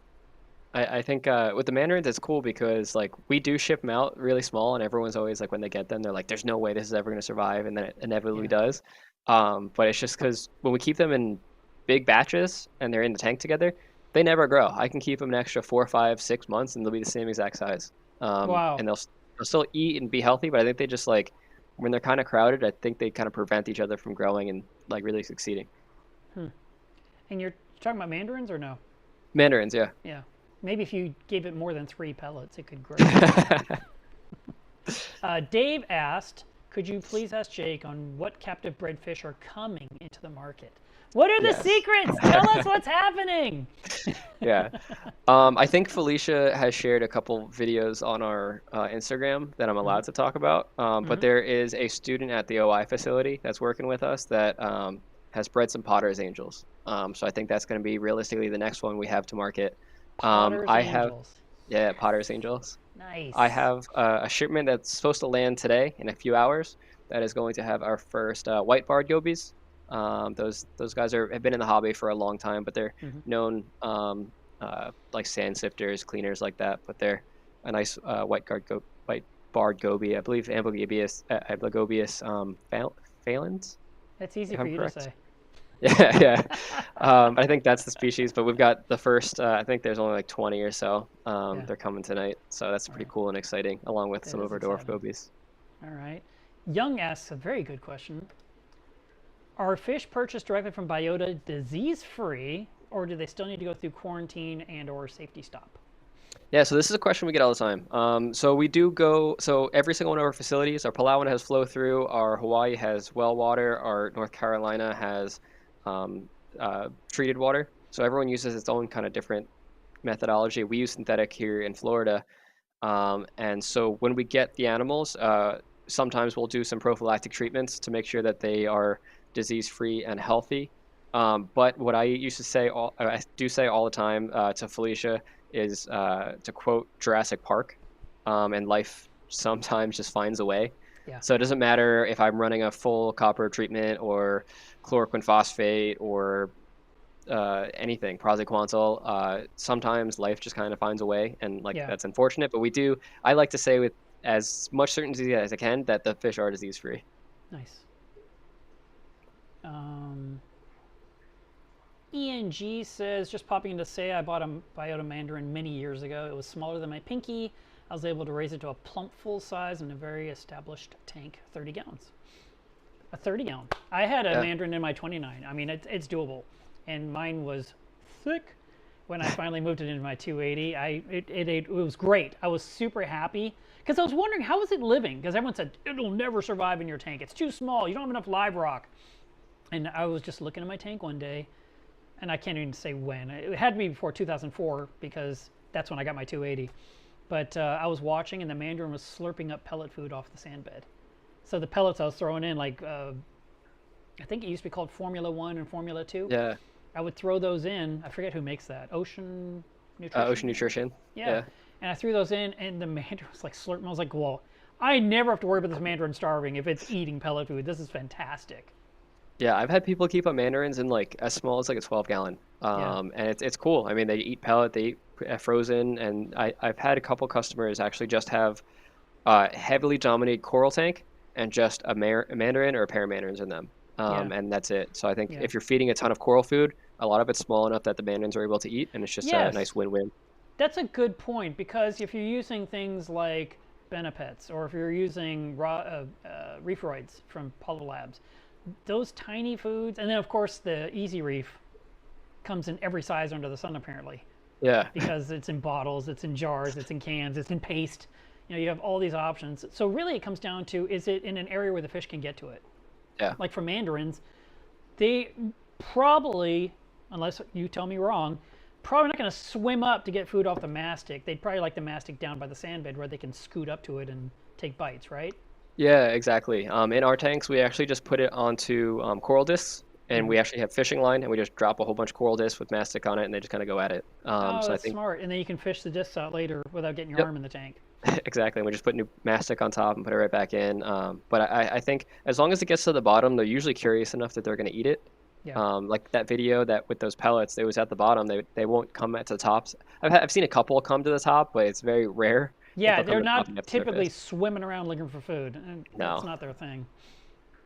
They're really about exploring the rock work, and I like the idea of the discs with the fishing line. That's pretty smart. I like that. Yeah. Let's see. And you know what? I think you guys kind of cornered the market on small fish for small tanks. You know, I don't know that was the plan, but I remember when I first saw Biota at Macna, maybe you said they've been around like 9 years, right? Yeah. I was going to say like 2014, there was these little tanks in the Biota booth with tiny little fish, little angelfish, man, I feel like I saw a little flame angel or little coral beauty. Probably something like that. coral beauty. Coral beauty. They were tiny. And I wasn't even familiar with the tank. I think they were probably fluval tanks or something, because you could like tap the light and it would change the color or turn it on off, just like a finger touch. There was no switches. It was really neat. But I remember these tiny fish. I was like, this tank is perfect for these little fish. Yeah, that was the original Biota kit that we kind of launched back in the day. Yes, you get the tank with the fish. Yeah, tank with the fish, live rock, filtration, and it also came with like the sand and the foods and everything. So it's literally everything you needed to start an aquarium. And if I remember correctly, you sent them the tank and everything and told them get it started, get it cycled, and then contact us in a month to get your fish. Yeah, right? it had a whole, I guess like a whole campaign like down the line thing. So you'd get the tank, set it up and everything, and then when you got the tank, we'd ship you the rock. You'd let the rock kind of run, and the rock was all rock that I already had cultured in my systems that was already fine. It was real reef rock, so it was man-made, so it wasn't also taken out of the ocean. And then after about 2-3 weeks with the live rock, you put the fish and corals in. Yeah, I remembered that now. Forgot all about that. It's so long ago. Wow.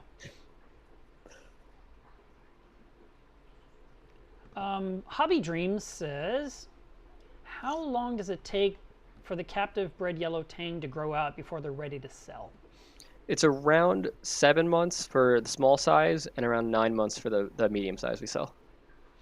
And when you sell them, because I got some of the original ones. When they first happened, I was like, sign me up, and I got some. And they were pretty clear. You know, they had very little yellow pigment. Has that changed because you've been doing it now for a few years? Are they more robust? For lack of a better term?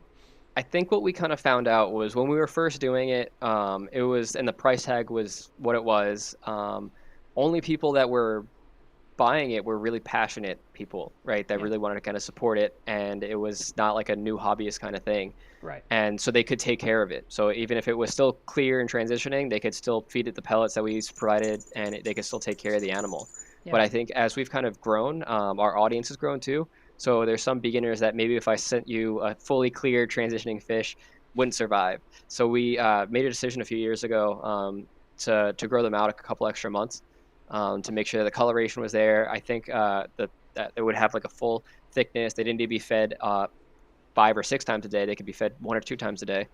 And I think it definitely made a huge difference. So we listened to the how our audience kind of shifted a little bit, and Yeah. we kind of shifted with it. Okay. Good.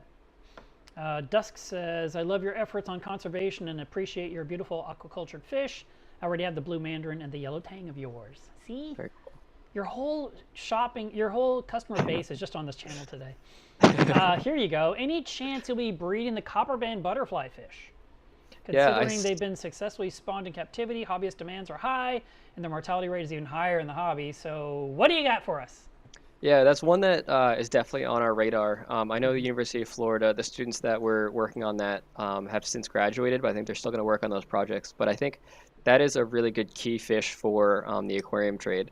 I know we don't have any brood stock right now for copper bands, so I don't believe it's going to be something that's going to be in the immediate future, but definitely something in the future. Yeah. Our Hawaii facility has successfully bred a few different batches of millet seed butterflies or the lemon butterfly, which are pretty cool. They just don't eat Aptasia like copper bands. So Yeah. Somebody says they are waiting for the cosmic goby to come back in stock. I know I have 3 or 4 different species of dwarf gobies landing today. I don't remember which one specifically though. Let's see.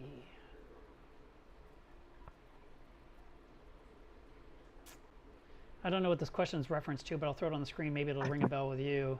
Where do you get those sticks? Oh, I think Sticks. the one Felicia was using for training. Oh, the feeding one with the hoop. Yeah. I don't know. I don't know Maybe where Felicia Felicia gets. answered it. Yeah.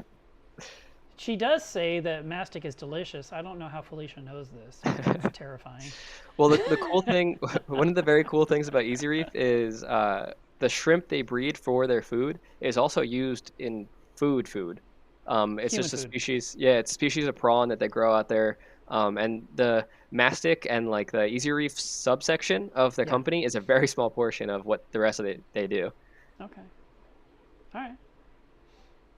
Let's see. Oh, how about aquacultured snails? Yeah, so that's an interesting one. I think a few years ago, I want to say like a species of limpet was successfully aquacultured, and a couple hundred of them came to the U.S. We sold a couple of hundred of them on our site. I think in the future, that's definitely going to be a big thing because everyone, if you want to do a full aquaculture only tank, that's Yeah. kind of the stopping point. Yeah, the Um, cleanup crew. Back in like the 70s and 80s, one of the clam farms we work with in Palau is actually breeding trochus. So that might be a possibility to do in the future. They were just breeding them to clean their own tanks, Yeah. so they can aquaculture more clams. Yeah. But I think that might be something good in the future for the hobby. And there's also Bocas mariculture down in Panama. Till is actually used to be an employee of Biota back in the day, but he's his own aquaculture facility in Panama. I think he's working on a smaller cleanup crew as well. He sent us some really cool urchins a few years ago. I believe they're called jewel urchins, but they stayed like quarter size. And Yeah. they were awesome for nano tanks, and they're Yeah. bright orange. They're cool. Oh, that sounds pretty. Yeah. You know, nowadays, you want to see bright orange in your tank, you buy something made of plastic that you stick in your tank, which you see a lot of. And I'm Yeah. like, oh, I don't want to see anything glowing my tank if it ain't a coral. You know, it's just, Yeah. just give me normal colored acrylic. Sorry. Dusk says something very nice here. The more hobbyists demand for aquacultured species and the more they back that with sales, the more realistic a fully aquacultured system becomes, and we're already very close. And it's going along with what you said. You know, once you can get an aquaculture cleanup crew, Yeah. you can do. everything. I mean, my tank is mostly captive bred. My yellow tang was wild. My NASA was wild. My purple was wild. My clowns were all tank raised. My Bangais were tank raised. I don't know where the cleaner rats came from. No idea. Could have been, no, could have been one of y'all's for all I know. I have no idea. I just got it at the fish store one day. I was like, let me try one more time. And because I hadn't tried it in a super long time. But the majority of my fish in my reef, well, I've added some stuff recently that are not. The Achilles is definitely not. Have you started Achilles yet? That's one that we get asked about a lot. And I think it's something that we have to. I mean, it's an iconic Hawaiian fish. I mean, I Yeah. think we've got to. Now Um, that what is the Achilles? That's not zebra uh, mosa. That's that's Acanthurus, I believe. Acantharus. Yeah. Have and you've not done any. Y'all have not done any Acantharus at all, right? No. I Yeah. don't believe anyone has. I could I be don't think wrong. anyone has. I'm trying to think. Because some people would crack the code on purple tang. Yeah, Mr. Um, Sue and and but again, QM. that's the purple, the yellow, the gem. They're all kind of the same thing. Where uh, and then the hippo is a totally different. Yeah, the hippo's totally different, but I can't remember how to say it. Hepatis, I believe. Thank you. Yeah, I never say it because I say hippo. Um, Um, but yeah, so getting like the Achilles, getting the Nasso, they're all different shapes. And then yeah, you could go off the deep end trying to do unicorn, trying to do sohal, trying to do, they're all there's so many kinds, but you yeah. have to figure out the beginning part. I think Naso is something that we kind of have on our radar to hopefully do at some point. I think that's one of the ones that Cool. we probably branch into Acanthurus. I think that'd be a great one because they're a really good tank fish. Yeah, They're not aggressive. They're not bullies. They're almost puppies. They follow you around the tank. So I mean, there's that benefit there too. They eat everything. yeah. Plus, when they're tiny, they're so adorable when they're tiny. I mean, Yes. everyone like if you find tiny Nasos at a shop, they're always sold immediately. Yeah. All right. Let me see what else we got. Now they're talking about barbecue. These people are hungry. Someone just bought some mastics through Felicia. That was handy. Awesome. I wish I could add some clams. I have a copper band, and I'm afraid he will eat the clams. And that is a very good chance that'll happen. It's one of the reasons there's no clams in my reef either. I have a copper band as well. Let's see. And then we got to the No Torch Club. See, I'm finally catching up with the chat. Remember we talked about torches? That was a long Yeah. time ago. It's not a club I could be in. Oh, what salt mix are you guys using since you use synthetic? We use Julian's Toodle Fishy's That's right. Accuracy. You did say that. It's cool. It's a really cool salt. It mixes clean every single time. He's got it in Yeah. 5 and 50 gallon bags.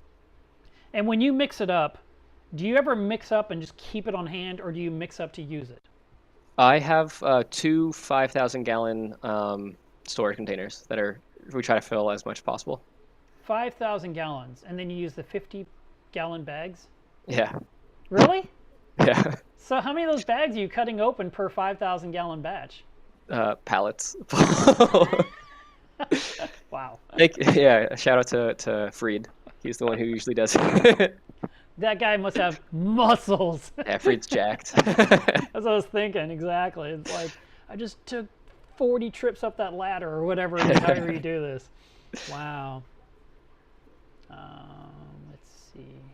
Nudibranchs.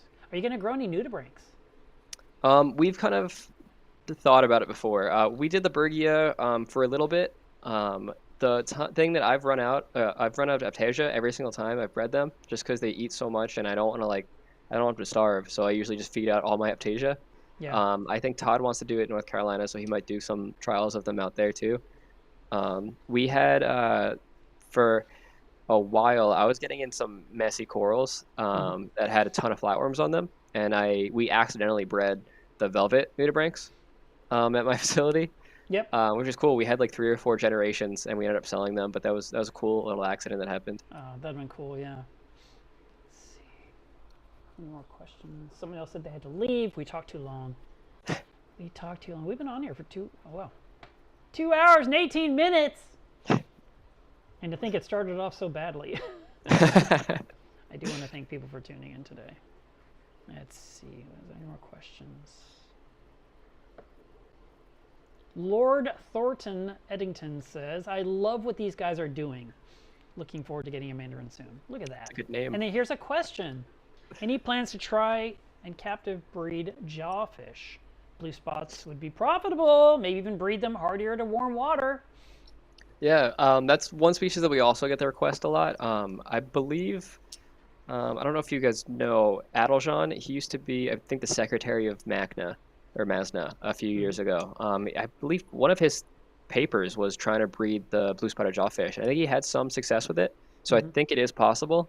I think there were some aggression issues eventually, but I think that was what they ran into, if I can recall correctly. But he was one who did it successfully, which is very cool, and it might be good to revisit at some point. The blue spot's pretty, but I think I prefer the pearly jawfish. Yeah, Remember and those? We yeah, rarely the see those. They're really cool because they have that pearl look, but then they have like that blue glow when the yeah. light hits them just right. They're really neat. Yeah, I think jawfish could be cool, and they're kind of like cardinals, where they kind of hold the eggs in the mouth for a long Right. time, and Yeah. that usually means that the larvae are pretty developed and can eat pretty good big foods at that size. I'm always impressed with people that say, "Yeah, I just took the fish and held it by the tail and it spit out the eggs." I'm thinking, how did you get the fish? Because I have a 400-gallon reef, so anything I want to get, yeah, that's not me just going to reach in and lift out a pajama cardinal fish or something. Yeah, yeah. There's a reason why I think one of the previous photos showed some of the broodstock tanks in Palau, and Yeah. there's literally just a tube and like a rock. Yeah. That's it. Right. Yeah. Yeah. Yeah. Ryan wants to know about the tusk fish. Do they start out as male or female? That's a good question. Being that they're wrasse, I would think that they probably start out um, female, and they may switch. But that's a good question. That family I'm not super familiar with. I know I was working with Liz for a bit, who was breeding the Melanaris and the Chorus. Um, and if I recall, those also started as male, and but they transitioned all the time. But Yeah. that's a totally different family, so I don't know too much about the hawk and tuskfish. That's a good It's question to ask Mr. Su, though. it's funny that like the Melanaris wrasse, because we have all these nicknames, but that one's always called Melanaris. No one calls it anything but that. But Yeah, like there's the Christmas wrasse and there's the leopard wrasse and but that one, Melanaris. yeah, every single time. Why did that stick? I don't understand how that didn't get some crazy nickname. The Yeah, I don't pink know and the blue common names in this striped hobby. wrasse. Even Yeah, even for us, when we breed something new, and we're like, what can we call this a common name? Because no one's gonna want to call it like I said with the Lactoberrii dwarf goby. Like we still call right. it a Lactoberrii dwarf goby. I know. I was like, "What'd you say?" And I was like, "Forget it." Let's see. All right. Santana Reef says, when breeding and getting them on a diet specific to something like pellets, what is a transition success for hobbies who choose to feed a more natural diet? Ooh, shots fired. So like that's saying like if they were to buy a captive bred and they feed wild Artemia or something like that. Yeah, or they're Um, getting real food from the deli and mincing it up, making their own food yeah, I instead don't of I don't see pellets. that being a problem.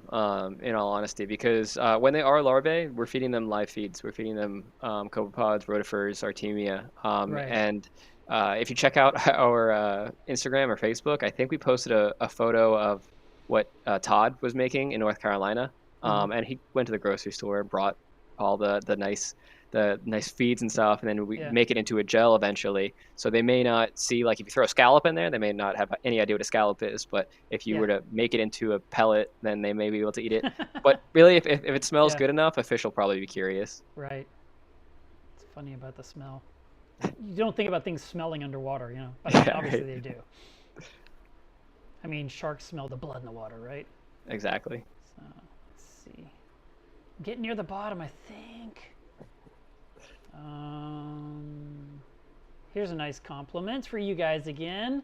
I have been receiving Biota fish. Their service is excellent. FedEx was questionable. But after losing one shipment, again, Biota service was excellent, and the fish are still thriving today. See? That's good to hear. We also switched to UPS. So, Did you? Yeah, I've yeah, been using UPS for the last year myself. yeah. Our rep has been great, and they can usually, even if something gets delayed on a Thursday or Friday, they can get it there on Saturday. So they actually care about the animals, I feel like. Yeah. Okay, Eric wants to know, why are eels never mentioned when talking about captive bred fish? This is cool. A lot of people don't really know how many. I think you had a podcast on the last one was about eels. I don't think I Yeah. watched it, but I probably should have. But I think breeding of eels is almost entirely unknown. It's like one of like the scientific mysteries where no one really understands how eels are bred. Yeah. We've seen larval eels, which are cool. If you Google a picture of a larval eel, it'll be It's that surprised. ribbon going through the ocean, right? It's Yeah, like clear. It it's looks so like a piece of cool. plastic. Yeah. Yeah. But no one really knows how majority of species of eels breed. And so like we can't really replicate what we don't really know. Yeah. Okay. Uh, are you gonna do royal grommas as a possible We do fish? rogogramas. Oh, you do them. Okay. Yeah, we also do them. Because I We remember get asking, you're batches of like, them. those are not royal grommas. I was like, well, then do you I not think it make was them? yeah, I think it was both in there. But Yeah. yeah, Todd does both royal grammas, Cuban basslets, and black cat basslets. So we have them. It's small quantities. Just every week we get a couple in. Are the Cuban basslets jumpers? Uh, I'd like to say no, but I think I had one client say it jumped out of his reef. When I bought my my Interruptus, another guy bought an Interruptus too. And so a lot of people were talking to me like, I bought one. And then this one guy said, yeah, I just lost 2 Cuban basslets to my Vortec. I was Oh like, wow. now I'm going to assume the fish, I mean, the way he described it, it sounded like, to me, and I could be wrong, he might say, Mark, that's not true. But I think what happened was his Vortec was off, maybe during feeding time, fish went in it, then the Vortec turned on and took the fish out. That'd be my guess. Because none of my fish swim into my vortex. And my vortex Yeah. are never off. Mine run 24 hours a day. If there's a power outage, they keep going with batteries. So they're always spinning. Now, I have had the occasional fish get sucked up against the side. And sometimes it could be they're chasing food and they get too close. Sometimes the fish is just weak. It's already on its way out and the drift took it to the pump, which could work with any pump, really, when you think about it. But I knew they were expensive, so I felt bad for them, because I just spent a lot of money on mine. And then he was talking about how he lost 2, and if they're $500 each, that's $1,000. Yeah. Ouch. But now I kind of want one in my reef because they're so cool. pretty. The color is awesome, Yeah. What And then- what are the you're okay? I've got a marine biologist. What are their friends and what are their enemies? They're really not super aggressive. We keep them in our tanks with like programas just the same as they would, I guess, in Cuba. But they posture sometimes where they just kind of like open their mouth and try to look scary, but they're not that scary. They don't really bite anything. They don't really chase anything. Yeah, the one that we have in our 300 is out in the front all the time. He sits right next to the Baroni Xanthias, is 5 times his size. Yeah. So I mean, he just and the yellow tang doesn't bother him. Hippo tangs don't bother him.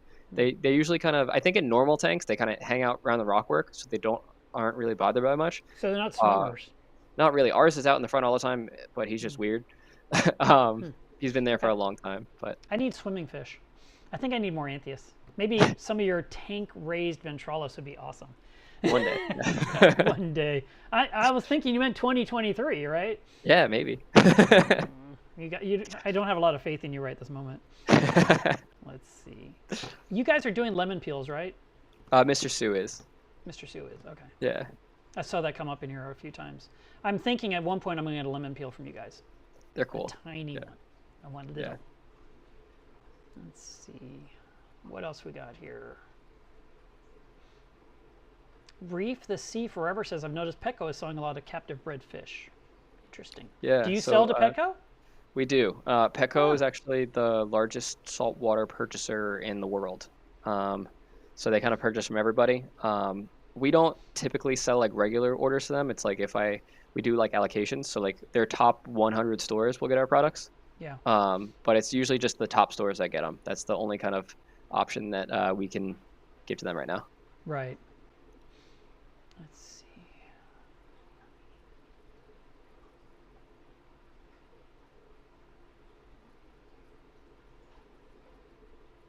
I'm looking for another question.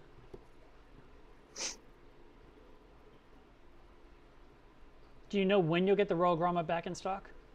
Probably next week, honestly. Todd usually ships us a small amount every week. It's usually like 5 or 6 that go like immediately.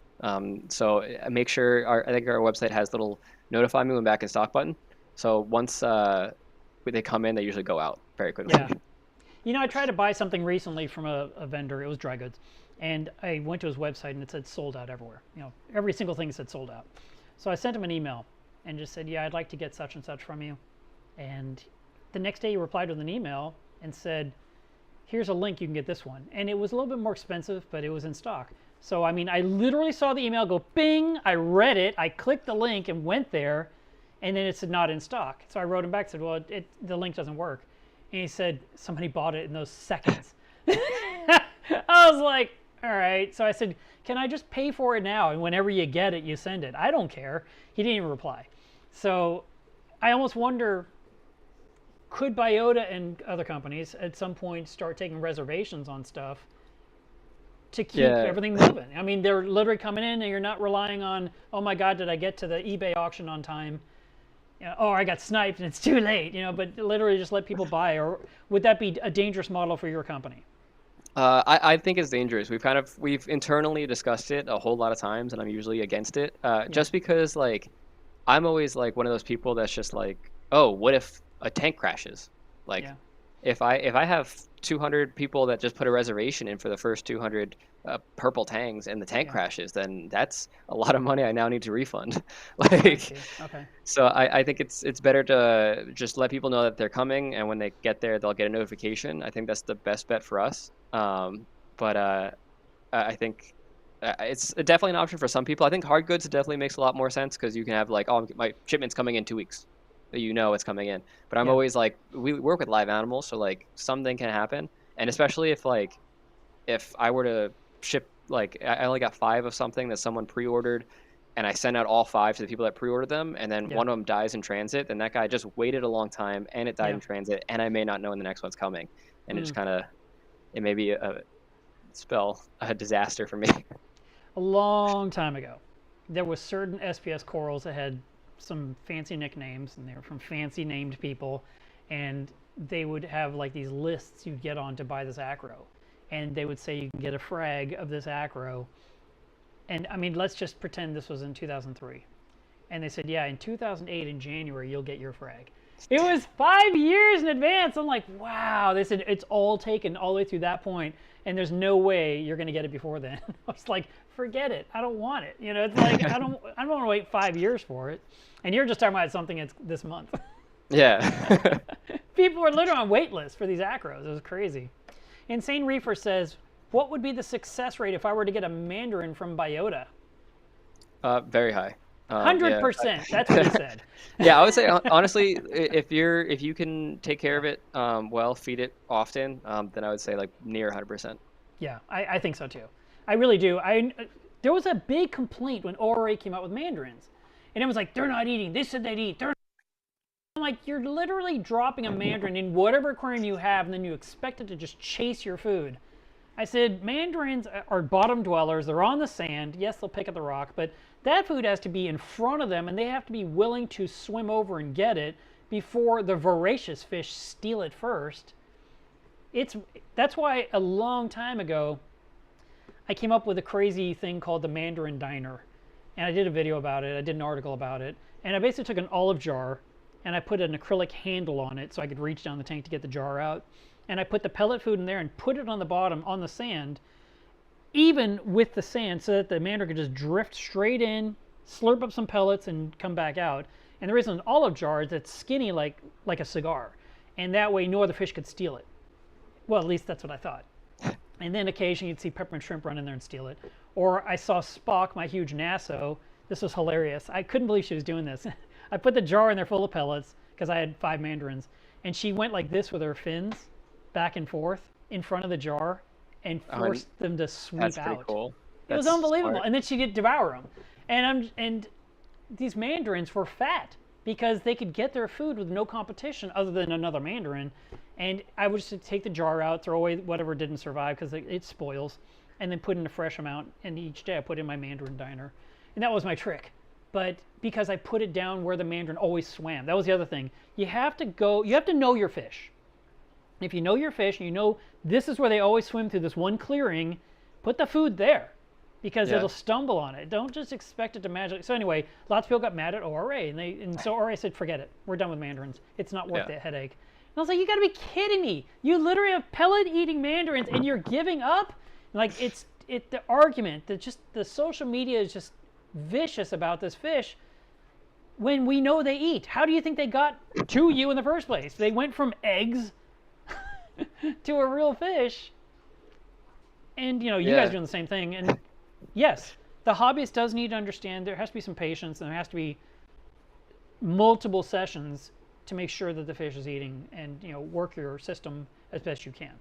Yeah, I think that's a common thing where like sometimes people are like, oh, it's not eating, and I'm like, I've sorry, but like I've had this. There's times where I've had fish at my facility for like 6, 7 months, and I'm like, this fish was eating every single morning. Like it Yeah, was eating 10 times a day. Like there's no way it's not eating in your tank. Like maybe it's new and it still needs to get used to it, but I guarantee you 100% that fish would not be alive if it wasn't eating every single day for the past 7 months of my facility. right. Yeah. All right, let's see what else we got here. We're almost done, I promise. Dances with Fishes says, tell him he has our admiration for what he's accomplished and will in the future. Are you publicly traded like stocks?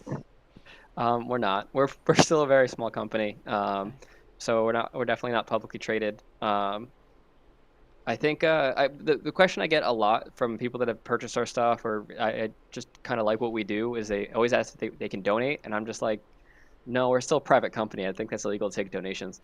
Yeah. But I think maybe in the future we might just add more merch options. I think that kind Mm-hmm. of helps us if you don't have more room in your tank or whatever. But really, just telling people about our stuff or buying our stock is really super helpful for us. I do have some merch here I can show.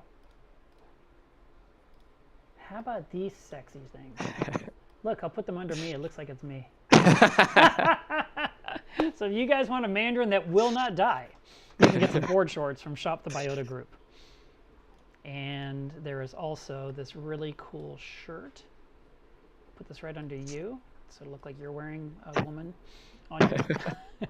But you can see all the Biota fish are on there. That's pretty cool. So there is a couple options there. And then, are you doing micro tanks? Is that on the list? Are you planning to do some kind of partnership with P&W? Yeah, we buy them from P&W. We kind of just help each other out because obviously we breed fish that can go in those tanks, and then we like those tanks because our fish can go in them. So it's kind of a win-win for both of us. Yeah. But I think they're awesome. They're really cool tanks. And Harley's a cool guy. I mean, the product that he made is really cool. It's just like he shrunk down a giant tank. Yeah, he did. Here it is. So this one here, you can still see the shrink wrap holding it together. So that is a full tank with a light on top, the sump underneath. I believe it has top off included and a heater. Or maybe these are accessories, but I mean, those are accessories. It all fits. It's crazy. And you Yeah. clean it with a Q-tip. Yeah. Because it's like 40 ounces or something, right? Yeah, it's 40 ounces. We use either Q-tip or we like snip off a tiny little bit of a melamine sponge and clean Yeah. it that way. But Yeah. we've had like acros in there. The Right. one in our desk in the office has an acro in it, and it's been growing. So it's not super difficult. And it's just it has lids on both the top of the tank and the sump, so there's not a lot of evaporation. Right. So it's really nice and convenient. And our little dwarf gobies just love it. And that little tube on the right, that is the actual return line coming in to Yeah. push water into the tank. It has an overflow box on the back, right, to drain down. Yeah, in the back left, there's a little overflow box. Yeah, wow, it's crazy. And then here's a pretty tank. Yeah, I feel so like this was photoshopped together, to be honest. I think Felicia photoshopped a whole lot of stuff in there, but those are all of our animals. That's Yeah. the good news. That's the Yeah. good news. Yeah, we plan on doing the Biota kits again with a couple different options and changes in Yeah. the pretty near future. But I think that was a good concept that really helped out new hobbyists get into the hobby in a way that maybe they weren't taking things out of the ocean and they could get a step-by-step guide to really have the most success as possible. I think the aquarium hobby has like a crazy like 60 or 70% leave in the first year or two. Uh-huh. But I think this is a good way to have success. Right. So anyway, yeah, people, if you can't contribute or buy stock in Biota, you can buy a Biota tank or Biota livestock. I mean, any business you throw at company is what helps the business stay in business. It's the same with Milo's Reef. By the way, I should put that on the screen. So if you guys would shop from Milo's Reef, I'd appreciate it. I don't even know if I have a link here to it. I've been so busy deleting everything on my computer lately. Yeah, I don't even have it. That's hilarious. But Milo's Reef sells dry goods, and I make things out of acrylic. And people don't know this is what I do for a living. This is it. I don't just sit here on Saturday doing YouTube. I literally spend the rest of the week filling orders for customers, and I sell Ecotech and Neptune and AI and Two Little Fishies, and I mean, there's a whole list. There's VCA, there's Ciche is new. There's a lot of different things I carry. I carry the things I use myself, and that way I feel good about it. And I hopefully can answer questions about it too if you ask. Don't know everything, but if you said, well, how did you do such and such on your Apex? I might not remember because I did it so long ago, because once you plug it in, it's good to go for the next, until you change your code. All right, let's see. Any more questions? Are there any plans on getting some assessors in the future? I think ORA does a few different assessors. They do. So I don't think there's too much of a market left for us. I think they do both the blue and the yellow. Similarly, Felicia wants us to really, really bad do brutulids. So she actually got some, I think, over the Christmas break, but that's one species that may be something in the future because they're interesting. They're, I believe, the only live-bearing saltwater fish, which is different. What about baby orcas? Baby orcas? I mean, maybe. Like dwarf orcas. I'd like a really small shampoo. That's usually one of our favorite, like, April Fool's things to do. Yes, like baby great white shark, too. dwarf great white shark. It's yes, great. Me too. Yeah. Oh, a baby great white. No, not a. I want a whale shark. A baby whale Baby shark. whale shark. Yeah. They're so nice, and it would fit my 400-gallon perfectly. Yeah. You could get me like that big. All right, that's it. Once we start doing genetic research and start modifying that, then maybe I'll figure something out. Right. Okay. Let me wrap this up with the most important part of this conversation. You guys always know, because we always end our show the same way, and that is today's water test Saturday. Please do test your parameters. We don't want to look at the tank and say it's fine. How often do you guys test the water at your facility at Biota? Every day, sometimes twice. Every day. I don't even say another word. Every day. I'm asking you to do it once a week. Just do what I say. I really want you to test your water. I want you to grab your test kits. I want you to dust them off. I want you to use them, and I want you to know your parameters. And that way, if anything is slightly off, you can make a slight adjustment and correct it now before you have some big disaster on your hands. And I'm going to remind you guys, like I have in the past, kalkwasser is very dangerous. I'm almost anti-kalkwasser to that extent, because I just again saw a thread where a guy said, my Apex added all my kalkwasser reactor into my tank, and the whole tank was milk. And he says, what should I do? I'm thinking about a water change. I can make 40 gallons of water. And it was like a 200-gallon tank. And I was just like, So, of course, a couple people chimed in to dose vinegar to correct the thing. But it should never have been able to put in all the kalkwasser. So if you're going to use kalkwasser, you need to use it in a very smart way to protect against an overdose. Because kalkwasser is a pH of 12 and your reef is 8.3. That's a giant difference. And it can kill your livestock in minutes. It's not like the cloud will clear and you're going to see stuff. You're going to see skeletons everywhere, and you're going to see dead fish everywhere, because a lot of bad things happen with kalkwasser overdoses.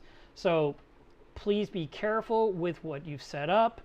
Double check anything you can when it comes to your programming. If you're dosing manually, way less chance of overdosing. But the water tests are key. And if you're not testing your water weekly, you're not even being a seventh of Biota. Biota tests every single day. But of course, that's your job. You get paid to do it every single day. The hobbyist doesn't get paid to do the water test, and they don't like doing it. But you guys wanted these animals in your home, and you want them to live a long time. Someone asked earlier, and I didn't put it on the screen, how long do Royal Grommas live typically? It's usually like 3 to 6 years. 3 to 6 years. You know how many tests that is? Listen, we need you to test your tank. And I know I always do this, I tell you, but I read the comments. And people say, yeah, I rarely test, or I test occasionally, or everything's going wrong, and then they test. Like, well, the ammonia's up. I'm like, well, of course the ammonia's up. Everything's wrong. So things are dying in your tank. So we want to make sure that we're doing it. And that is the end of my little rant for this Saturday. I thank you so much, Jake, for coming on the show with us today and putting up with my technological difficulties today. Thanks for having me. Hopefully, if I ever have you on again, it'll be a lot more smooth going, and we'll be a little more prepped. I look forward to seeing you guys again next weekend. Let's see. Yes, I will be here next weekend for another live stream, and I hope you enjoy the rest of your weekend and after you finish testing your water. Bye, guys. Bye, Jake. Thank you, guys.